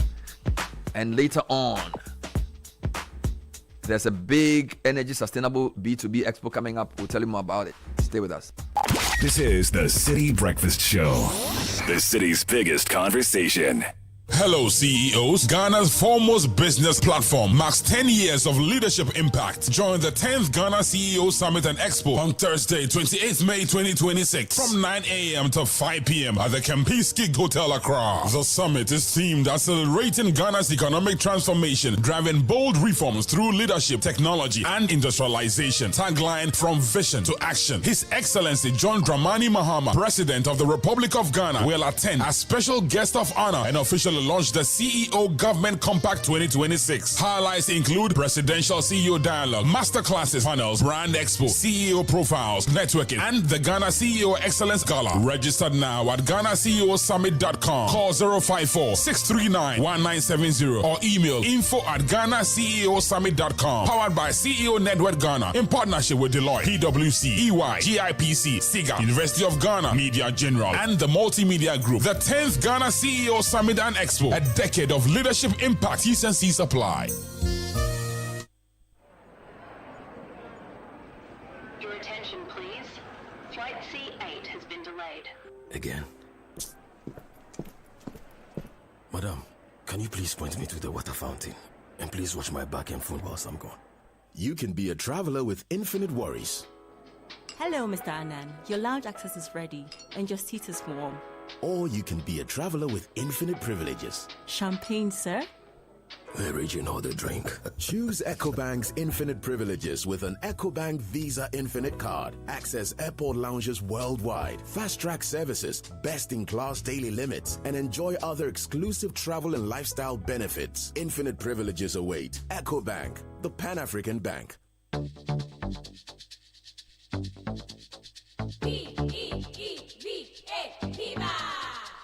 Looking for a burst of flavor in every sip?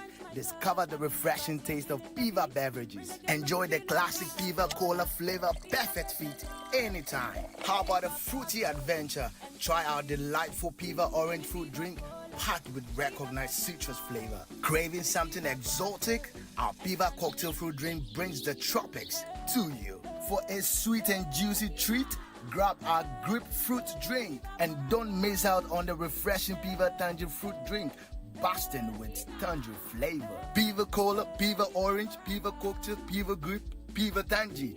Grab yours today. Available now at your local store. Call us on 055-00-32231. Piva, a taste you love. This advert is FDA approved. P for Piva. Turn up your sound experience with the We Hear speakers by Lovi. From the sleek We Hear 1 to the powerful We Hear 2. And now the premium We Hear Pro. Fully endorsed by Kylian Mbappe. This is not just a speaker. It's a flexible, high-performance outdoor Bluetooth speaker built to bring your music to life anywhere. With up to 100 watts of music power, you get bold, immersive sound wherever you go. All available in stylish standout colors. Now the good news. From April 20th to May 20th, grab yours at a special discounted price. The We Hear 1 now at 400 Ghana cedis. The We Hear 2 at 900 Ghana cedis. And the premium We Hear Pro now at 3,800 Ghana cedis. Don't miss out. Call 020-195-7739 or pick up at the Atlantic Towers. You can also grab yours at Orange FM Kumasi, Plus FM, or 3 Music TV in Accra. Number 12 Afunya Street at Belenpe. Don't miss out on this special discounted offer. It's the We Hear promo powered by Lovi. We Hear. Feel the power. Hear the difference. KFC Ghana just dropped something big. The all-new KFC Kebab. KFC Chichinga Abba. Now, you can enjoy your favorite street-style taste, but KFC style. Crispy, juicy, and full of Chichinga flavor. Order your choice, starting from 2 pieces. KFC is finger-licking good. June is for business here at Citi FM and Channel 1 TV. This June, the ideas get bolder and the future of Ghanaian business takes center stage. Welcome to the Citi Business Festival 2026.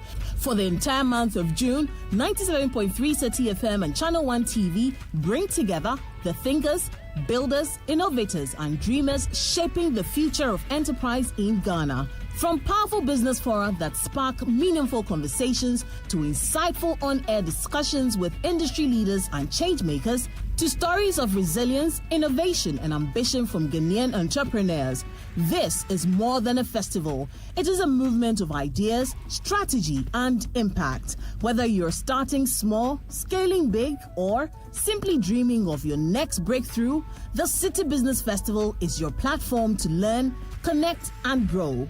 Join the on-air series every weekday at 9 a.m. on the Citi Breakfast Show on 97.3 Citi FM and at 11 a.m. with a repeat at 6 p.m. on Channel 1 TV. This June, let's challenge businesses. Let's refine ideas. Let's create impact. Call 0205 973 973 for further details. Citi Business Festival 2026. Driving ideas into impact. The Citi Business Festival 2026 is powered by 97.3 Citi FM and Channel 1 TV in partnership with Absa Bank. And it's proudly sponsored by Absa Bank, MTN, Zondatech Ghana Limited, and Petra Trust.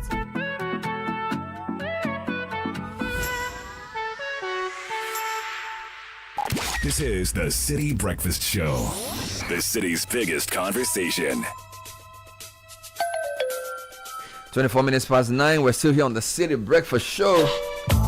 So let's talk about securing your future and your wealth in a sustainable way. Nina Nkumsa Sapon is the head of UMB's Registrars and Wealth Management. And she's here to talk to us about the innovative solution they launched called the UMB Legacy Care Plus. Nina, welcome to the show. Good morning. Good morning, Bernard. Charlie, how are you doing? I'm okay. It's going well. Wonderful. Yes. Your title is interesting. Head of UMB Registrars and Wealth Management. What's that? So UMB Registrars, there are two things. There are two things in one. Mm-hmm. So Registrars is about the business of keeping the membership books for companies, assisting them with corporate actions, AGMs, and all that. Okay. Yes, and then the wealth management is generally about managing your wealth, which includes estate planning. Oh, okay. Yes, which the UMB Legacy Care Plus falls part. Mm-hmm. We do alternative advisory, all those things that fall into. So what did you launch on 24th April? So we launched UMB Legacy Care Plus. Mm-hmm. It's actually a digital solution that helps you write your will. Hey. Yes. So, a digital solution that helps you write your will. Yes. I see. How does it work? So UMB Legacy Care Plus is simple. Mm-hmm. And what it does is that it gives you, number one, convenience. Mm-hmm. It gives you privacy. Mm-hmm. And it is very secure. Mm. So usually you just sit in your home, in your office. You go to our website, myumbbank.com. Mm-hmm. Yes, myumbbank.com. It's on a website, and then you access it through the wealth management portal. Mm-hmm. And you just sit and type in information about what you want to be in your will. Now, when you do this, you book an appointment with us. Okay. Submit it, and we call you, we send you an email, we sit down, and we finalize your will for you. Just like that? Yes, we take out the burden, the fear of having to now go and look for somebody to assist. We take everything away. So it's very simple and easy for you to do it. And it is about will writing because we notice that many people, the moment you mention will, they are thinking of death. They're so afraid. They're like, oh, I'm just like 35 years old. I'm just 40. I don't intend dying now. But you don't have to intend to die. I tell you. And you would have worked hard. You would have woken up at 4 a.m. every day and gone to work, and you have something, like something. It doesn't have to be when you build your mansion that you're waiting to prepare. Well, anything, the little things. But you want to leave something for your loved ones. So UMB Legacy Care Plus will help you in a very simple way. Let's talk about the issue of the legality of a digital solution, right? You're talking of a will is a legal document. And you are saying this will be created via the UMB Legacy Care Plus platform. Yes. Will this be valid and will this be safe? How safe is it? Wouldn't somebody go online and say, Loski's will is there? Let's put it on social media. Okay, so that's a very interesting question. And I know it's a question that will bother a lot of people. So this system sits with us at UMB. And so when you go there and you complete, in fact, even before you start putting your information, it sends an OTP to your email address. So it's not open to anybody to just go there and open estate planning at UMB and see your information. So it has to validate you through your email address, send an OTP. And when you send it, it sits with us. That's the first one. And remember that in Ghana, your will has to be executed properly. Okay. Which is why after filling the online form, which is a draft, it comes to us and we sit with you. There's no requirement in Ghana that a lawyer must help you draft your will. Yes. Oh, okay. But in Ghana, wills in their construction and interpretation are technical. It is for that reason that you need a lawyer to assist you. So UMB, we don't take chances.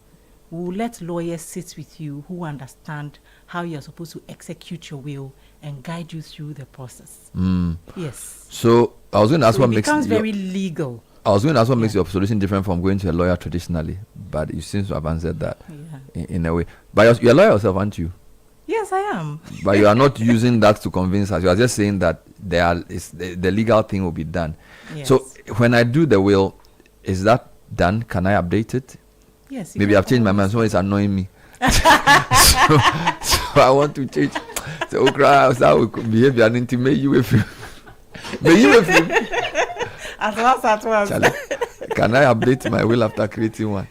Yes, you can always come and update your will. That's how will is. You know, wills by nature are ambulatory. What does that mean? When we say they are ambulatory, you can do your legal things here.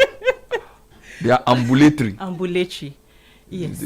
What does it mean? When we say they are ambulatory, it means that you can change your mind and change it as many times because it will become effective only upon your death. Yes, so you can change your mind. Sometimes people had 2 children when they did their first will. They have 3 now. They want all of them to benefit. You can come back, change, and whatever changes you have in your life, you can update come it. And change. Yes. Would there be a cost for being ambulatory? Would there be a cost for changing? Yes. There's a cost for changing it. Okay. Yes, but that will be dependent on the nature of change and extent of change we are doing for you. Okay. Yeah. Does the system help you? You see, what if you don't know how to write the will? Okay. So, for example, how do you even know what goes into the will? Is it the system that intuitive to say, step 1, what is your name? Put your name there. Step 2, is it that way, or I have to learn something before I can use it? No, it doesn't require any special skill. So the questions he asks you will help you prepare the will. Instead of taking a pen and paper, I'm going to write a will. Exactly. Okay. So it will give you feels like your personal information. Okay. You just key in those information. Who do you want to give your assets? You just key in those information. And then the system will generate something for you to see already. Okay. Whether that's what you want. Do I need to be a customer of the bank UMB to benefit from this thing, UMB Legacy Care Plus? That's a very interesting question. You are not expecting me to ask you. So you don't necessarily need to be a customer of UMB to use the service. Okay. Even though we encourage you to be. The reason is that we have what we call the safe custody service. That after we have helped you through the processes and your will is executed and filed, you lodge a copy at the High Court. We advise you to keep a copy with us. That's the safe custody service. And for that, you need to have an account with us. For that safe custody service? Yes, because there are a lot of people who even write their wills, they don't have a place to keep it. I get it. They are afraid they take it home when somebody goes to open it. So we go a step further and help you to keep it. The problem is that people say when they die, the banks begin to misbehave towards their relatives. That's my issue. So you need to convince me that it's... I mean, somebody can do an account, have next of kin, and then the person dies. And then when the family goes, long story, so go and bring this, go and bring that. That's the problem. So if you can convince me that you won't do that, then I'll let people come. So you have to tell us. So you see, you have said something that piques my interest at this point. You said something about next of kin. Yes. But the truth of the matter of that is that next of kin don't have access to your account. So why did they ask people to put next of kin? So why do you tell us to put next of kin on the paper if you don't have access to your account? Next of kin is just the person we call when we can't reach you. But when I'm dead, you can't reach me. So call the person. So that person now comes of kin. Yes, and tells us that you are no more. So if you have a will with us, we'll advise you on what to do. I wasn't even talking about wills in this next of kin matter. I was just basically talking about like a deceased person. Maybe she has an investment with a bank, or it can even be an investment bank. Yeah. And generally, the disposition is not very friendly to the people who want to access those resources. And this is not even a UMB question. Yeah. It's just a general question I'm asking that you have. I don't know. Anyway, so people keep postponing their wills, right? Yeah. Are you giving this as a window? Like between now and end of June, if you don't come, then you pay more. Is that the kind of thing you are saying? Oh, look, it's open. Just come whenever you feel like doing it. You can always come whenever you feel like. Just that we advise that you do it now. Because as we know, life is unpredictable. And there's an opportunity that makes it easier for you to take care of your loved ones. Plan for them. You never know what happens tomorrow. But at what age is the recommended age to start thinking about will? Or at what stage in life? Because, Charlie, some people are now starting to hustle for a car. You know, look at the way he's sitting there. He's looking for a car. Charlie. He wants to change his car. Because he says his car is on way. Then you say he should write the wheel. So you need to think about the thing properly. You know. For using UAB Legacy Care Plus, because it's valid and it's legal, we go by the rules in Ghana for writing a will. Okay. You need to be 18 years old. Oh, wow. Or above. Life begins at 40. And most importantly, you need to own something. Okay. It doesn't matter what you own. Anything that is worthy of ownership that and is of value. Yes. You are older than 18. You own many things. And I have a pair of shoes and a drone. Yes, you can wear that. Amazing stuff. But on a more serious note, how can people contact you? Bernard, before we get to the contacts part, you need to be of sound mind at the time you are writing the will. Correct. And the stress is on at the time you are writing the will. Okay. Yes. Because you see that somebody is normal walking and doing everything, but if it is proved that at the time they are writing the will, they were actually of unsound mind. Will you test me? No. You know, there are certain questions. There are people that you talk to, you ask certain questions, and their answer tells you, no, this answer is like way off or something. But we just always advise that you should be of sound mind. You should be 18 years and above. You should own the property that you want to will. All right. Yes. How do we get in touch with UMB registrars? And wealth management. Yes. How do we get in touch with you? You can always reach us on 0800 100 880, and then also on 0302 633 988. I'll mention the numbers again. Okay. 0800 100 880 is a toll-free number, and then the second one is 0302 633 988. You can reach us. You can call us anytime. We operate 24/7. All right. So 0800 100 880 or 0302 653 988. Nine Inkumsa Sapon is head of UMB Registrars and Wealth Management, and they've introduced the Legacy Care Plus. Get in touch with them and sort out your future, because tomorrow is never promised. Thank you. This is the Citi Breakfast Show, the city's biggest conversation. Join the conversation on the Citi Breakfast Show on Facebook at facebook.com/Citi97.3, Twitter at twitter.com/Citi973, and Instagram at instagram.com/Citi973 with the hashtag CitiCBS.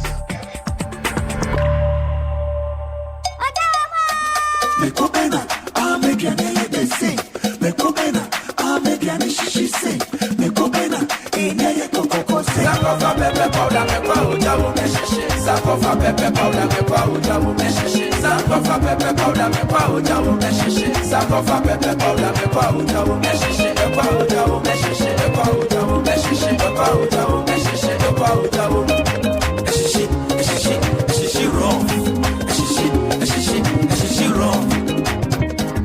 Abosu kiba bidye, unya sankofa. Pepe soup where you know, pepe sankofa. Sankofa pepe powder, shishi raw.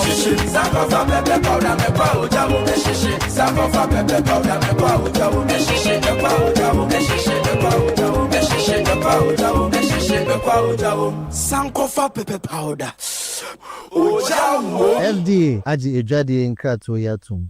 Hello, CEOs. Ghana's foremost business platform marks 10 years of leadership impact. Join the 10th Ghana CEO Summit and Expo on Thursday, 28th May 2026 from 9 a.m. to 5 p.m. at the Kempinski Hotel Accra. The summit is themed Accelerating Ghana's Economic Transformation, Driving Bold Reforms Through Leadership, Technology and Industrialization. Tagline, From Vision to Action. His Excellency John Dramani Mahama, President of the Republic of Ghana, will attend as special guest of honor and officially launch the CEO Government Compact 2026. Highlights include presidential CEO dialogue, masterclasses, panels, brand expo, CEO profiles, networking, and the Ghana CEO Excellence Gala. Registered now at GhanaCEOSummit.com. Call 054-639-1970 or email info@GhanaCEOSummit.com. Powered by CEO Network Ghana in partnership with Deloitte, PwC, EY, GIPC, SIGA, University of Ghana, Media General, and the Multimedia Group. The 10th Ghana CEO Summit and Expo, a decade of leadership impact. T&Cs apply. Since inception, almost 100% of Ashesi University students have found jobs, started businesses, or gone on to graduate school within 6 months of graduation. From Accra to Nairobi, London to New York, Ashesi graduates are noticed and are leading successful careers. If you dream of a rewarding life and career, an Ashesi education prepares you just for that. Learn more about applying to Ashesi at ashesi.edu.gh. Remember, admission is ongoing.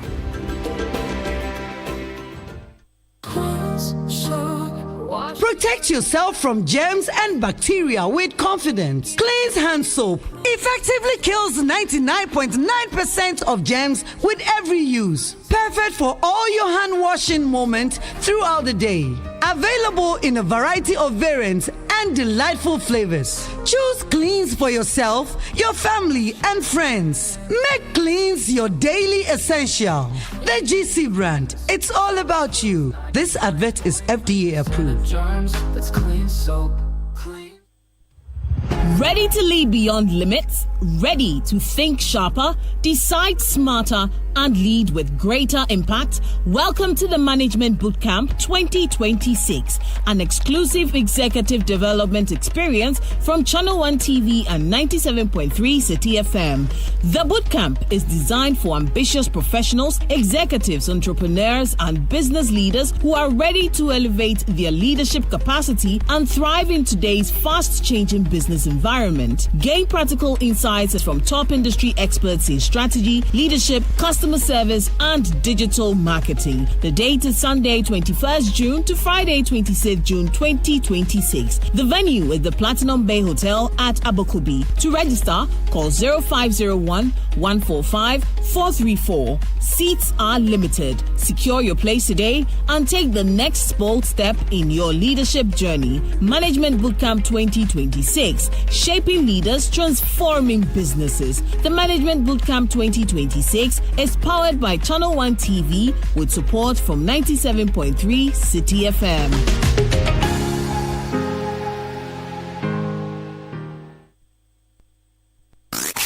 Unleashing the power of relevant radio. This is Citi 97.3.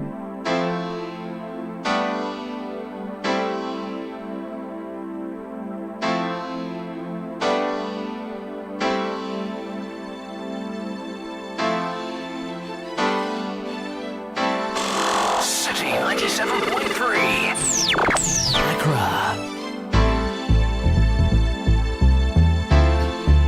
9:41, still on the Citi Breakfast Show. Now, building on the remarkable success of the Making Renewable Energy and Energy Efficiency Expo last year, the AGI Energy Service Center proudly presents the second edition, now rebranded as the Sustainable Energy B2B Expo.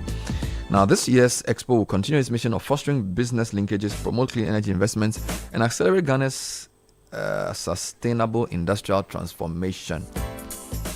The Expo offers a robust platform for connecting service providers, investors, and corporate energy users to unlock new opportunities in Ghana's growing clean energy market. In this interview, our guest from AGI Energy Service Center will give an overview of the expo, its key features, what attendees can expect, and why it's a must attend for business leaders seeking sustainable solutions. So who do I have? Isaac Kofi Batini is the Chief Technical Officer for AGI Energy Service Center. Isaac, welcome to the show. Thank you, Bernard. And Eugene Makafui Masiku is the Communications Officer for Swiss Contact Ghana. Eugene, welcome as well. Thank you, Bernard. Tell us about the B2B Expo, what it's all about and what makes it unique. Yes, Bernard, and good morning to your listeners. Yes, as you rightly indicated in the synopsis, we were here last year to talk to you about the Maiden Renewable Energy and Energy Efficiency B2B Expo. Yeah. And of course, we picked feedback from you that the name was very long. So we went back and then rebranded it to Sustainable Energy B2B Expo. Wonderful. The main objective of the Expo is basically to bring the demand side of sustainable energy, as in industries that need energy, to come and do business with the supply side, the service providers, those who are doing solar installations and providing services in the market. So basically, that's what we seek to do. Yeah. And who is your target market? What kind of companies or people should be attending? Yes, so the key targets are the industries. So AGI Energy Service Center is located in industry, hosted by the Association of Ghana Industry. So our core targets are the industries, the commercial and industrial companies in Ghana that need sustainable energy to take up their production and their businesses basically. But of course, beyond the businesses also, we are inviting households and individuals that need sustainable energy for their homes to also be there to network with solar companies, e-mobility companies, and basically service providers in the space. Yeah. What are some key activities or features of the expo that attendees can look forward to? Yes, so we have several features this year, and one of it is the sustainable solutions. Then in the afternoon also there is a green jobs forum, which we call Skill Up. Also being done in conjunction with Swiss Contact. So that is basically to discuss issues around green and sustainable jobs. Yeah. What type of solution providers and exhibitors will be present, and are there any notable names in there? Yes, there are. I heard you mention some of them in the advert section. So we'll basically have solar service providers, those that do solar installations. We'll have e-mobility companies, those that have e-vehicles and all of that for industries and households.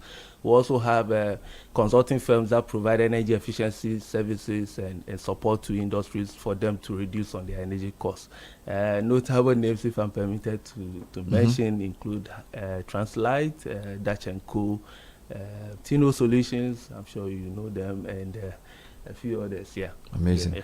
Now, let's talk about the energy cost as a big concern for businesses in Ghana. How will this expo help address this? Yes, so basically the idea here is to provide a platform for the businesses to come and network with the service providers, then they take up the business transaction or discussions from there.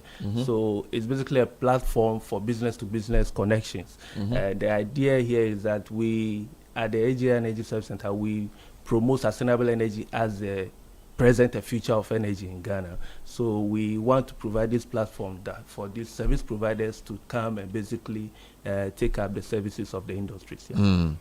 So can you walk us through the logistics? When is this event? Where is it? And how can people be part of it? Yes, so the expo is happening on the 21st of May at the College of Physicians and Surgeons, Reach in Kakra. Okay. And basically we'll start from 9 a.m. We'll have the opening ceremony and then have a tour of the exhibition grounds, and then the activities also ongoing. We'll also have the a side event that we are also organizing in conjunction with the Catalonia people think tank. So it's on green tech and innovation think tank also will be happening. So it's College of Physicians and Surgeons on the 21st of May. Yeah. So let's talk to Eugene. Why is Swiss Contact partnering to support the expo? Yeah, so at Swiss Contact, one of our main goals is to contribute to the transition to sustainable energy in Ghana, and we realize that we have to partner with key stakeholders in the sector, and AGI has undoubtedly been known as a key stakeholder in this sector. So we are partnering with them on two fronts. The very first one is called the Scale Up Forum. And the Scale Up Forum seeks to create awareness about the mismatch in the green economy. So there is this conversation about the expectations of the industry when it comes to green skills, and then the actual skills that these workforces or individuals possess. So you realize that people go to TVET institutions and then they graduate, but then when they enter into the real world, they cannot compete with regards to how evolving or how the industry has updated. Yeah, so we seek to create awareness, right, in this forum, and this forum would consist of individuals and experts from the TVET sector, the renewable energy sector, the industry as well. And it's just I think about 2 hours, and it starts at 4 p.m. on the day, and we are just hoping that everybody that's very interested or wants to know much about the renewable energy sector and the sustainability in general should come to this forum. And beyond that, we as Swiss Contact Ghana have also partnered with other key stakeholders. So the Don Bosco Training Institute, which we know that is a very prestigious TVET institution in Ghana, they have a solar department, right? And in the solar department, they have this challenge of students graduating without getting jobs, right? So Swiss Contact came up with an intervention or a project with them called the ISO. So Aya in the soul means resilient and soul means solar, right? So it's an intervention that seeks to equip graduates with hubs, and by hubs I'm saying we actually give them stores and then stack them up with solar inventories for them to start businesses in the solar industry. So this is our small way of also contributing to Ghana's transition to the sustainable energy. And the ISO launch will also be at the B2B Expo, and it's expected to start at 10 a.m. right after the introduction and everything is done at the expo. At 10 a.m. we are officially launching the ISO project. So it's open to all, especially people who are interested in Ghana transitioning into the sustainable sector. Yes. We're talking about the Sustainable Energy B2B Expo organized by AGI Energy Service Center in collaboration with some of their partners. How can interested businesses register or get more information? Yes, Bernard. So, we are inviting, we have few slots open for service providers, solar companies, e-mobility companies. They can just reach us on 0507 977 902, 0507 977 902. Or you just go to www.agiese.com/expo. Wonderful. Thank you very much, Isaac Kofi Batini of the AGI Energy Service Center is the CTO, and Eugene Makafui Masiku is the Communications Officer from Swiss Contact Ghana. So we've been talking about this program for a while, and this was just to give a bit of flesh to it.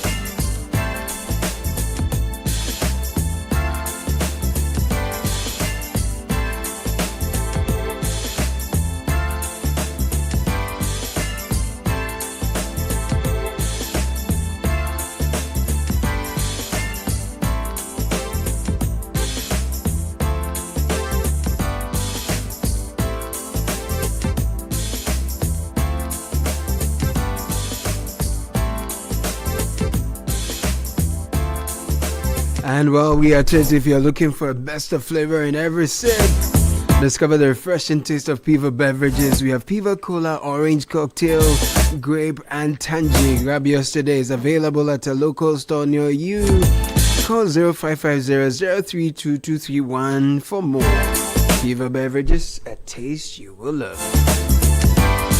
And when you buy anything, it's got to be the very best. Diamond 42.5 hour grade cement is the highest quality cement on the Ghanaian market. We have 42.5 hour grade cement as well.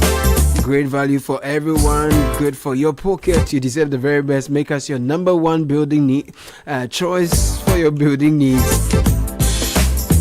Please deal with the company directly. We are available. We are all over the nation. Our factories are in Aplao, Takrady, and Bwepe. Call us 0540-111-978. Diamond cement is still as hard as a diamond. Elevate your audio with We Hear by Lowe's, featuring a vibrant range of colors like denim, neon, and black. Discover the full lineup, including the We Hear Pro, the only model in the series endorsed by Kylian Mbappe. We have We Hear 1, which is going for a promo price of 400 cedis. We Hear 2, 900 cedis. We Hear Pro, 3,800 Ghana cedis. Order now on 020-195-7739. Visit Atlantic Tires at number 12 Afunya Street at Belenke for more. We here by low, feel the power, hear the difference. Exciting news for GT Bank customers. Have you ever run out of airtime in the middle of an important conversation or when the conversation is just getting interesting? GT Bank has the perfect solution, the Quick Airtime Loan.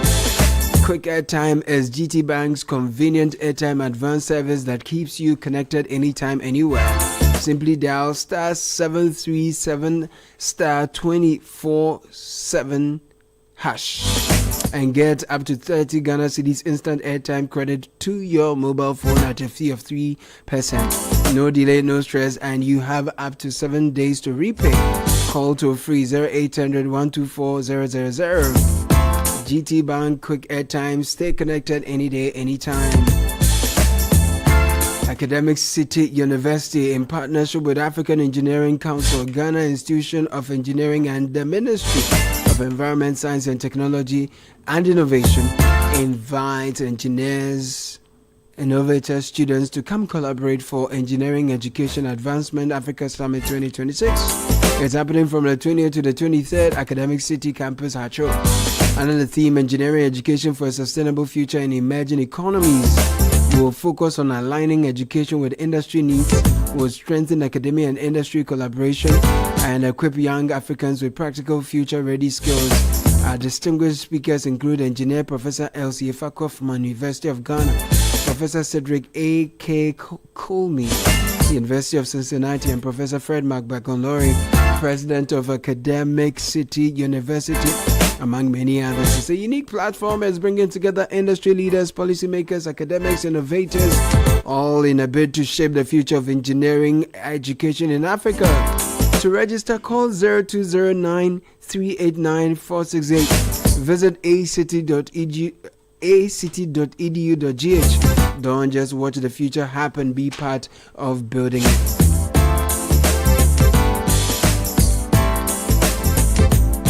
You know, life doesn't stand still for you. It doesn't wait for you to be prepared. It just moves. And the best you can do for yourself is to prepare for life instead. A flexible policy like the Old Mutual Legacy Transition Plan to help build a legacy that offers you a cover of up to 300,000 Ghana cedis with no underwriting, greater flexibility, with no limits to the lives you can cover up to age 80, and an uninterrupted cover, no lapse, enabling you to secure what matters most in the simplest of ways. You also get to enjoy the flexibility to update your cover every 5 years. Exciting, right? Dial star 378 star 3 hash. Request a call for the Old Mutual Legacy Transition Plan today. Let's get to work on a plan that works for you and your family. Old Mutual, do great things every day. As you know, for us here at Citi, June is for business. The engines are heating up, the ideas are flowing, conversations are about to get real. The Citi Business Festival 2026 is here for the entire month of June. 97.3 Citi FM and Channel 1 TV have turned the spotlight on the people, the passion, the power behind Ghanaian businesses, from bold conversations at our business forum to insightful on-air discussions to celebrating the resilience of Ghanaian entrepreneurs. This is where businesses are challenged, refined, and elevated. So tune in every weekday at 9 a.m. on the Citi Breakfast Show, 97.3 Citi FM, and at 11 a.m. with a repeat at 6 p.m. on Channel 1 TV for the on-air series. If you're building, growing, or dreaming about business, this is for you. Call 0205-973-973 for further details. Citi Business Festival 2026, driving ideas into impact. The Citi Business Festival 2026 is powered by 97.3 Citi FM, Channel 1 TV, in partnership with Absa Bank, and is proudly sponsored by Absa Bank, MTN, Zondatech Ghana Limited, and Petra Trust.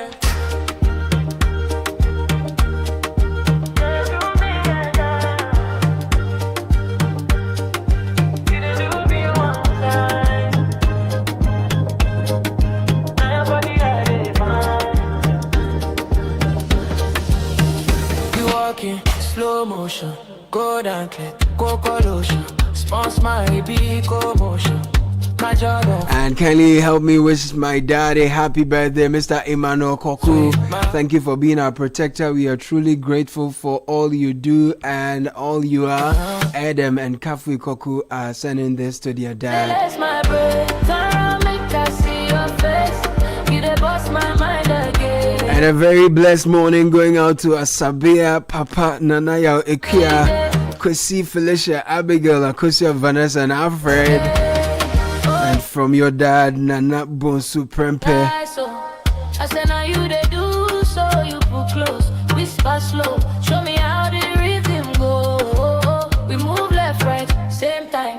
2 hearts, we beat, same line. You say, tonight make we no mind any talk, we go here for now. I know your ways, you the sweet, you the less my brain. Turn around, make I see your face. You the bust my mind again.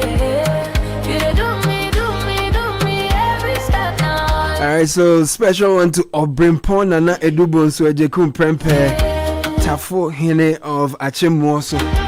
Good morning and top of the hour, and I welcome my friend from Swedru. Yeah, Samuel Caleb. Good morning to you. What's it then? Anyamana do me who ye mbojana also out today no say ya. Orokodo no hase ba ye. Also Olebe. Olebe. Olebe kwa kesela yo. What's the news?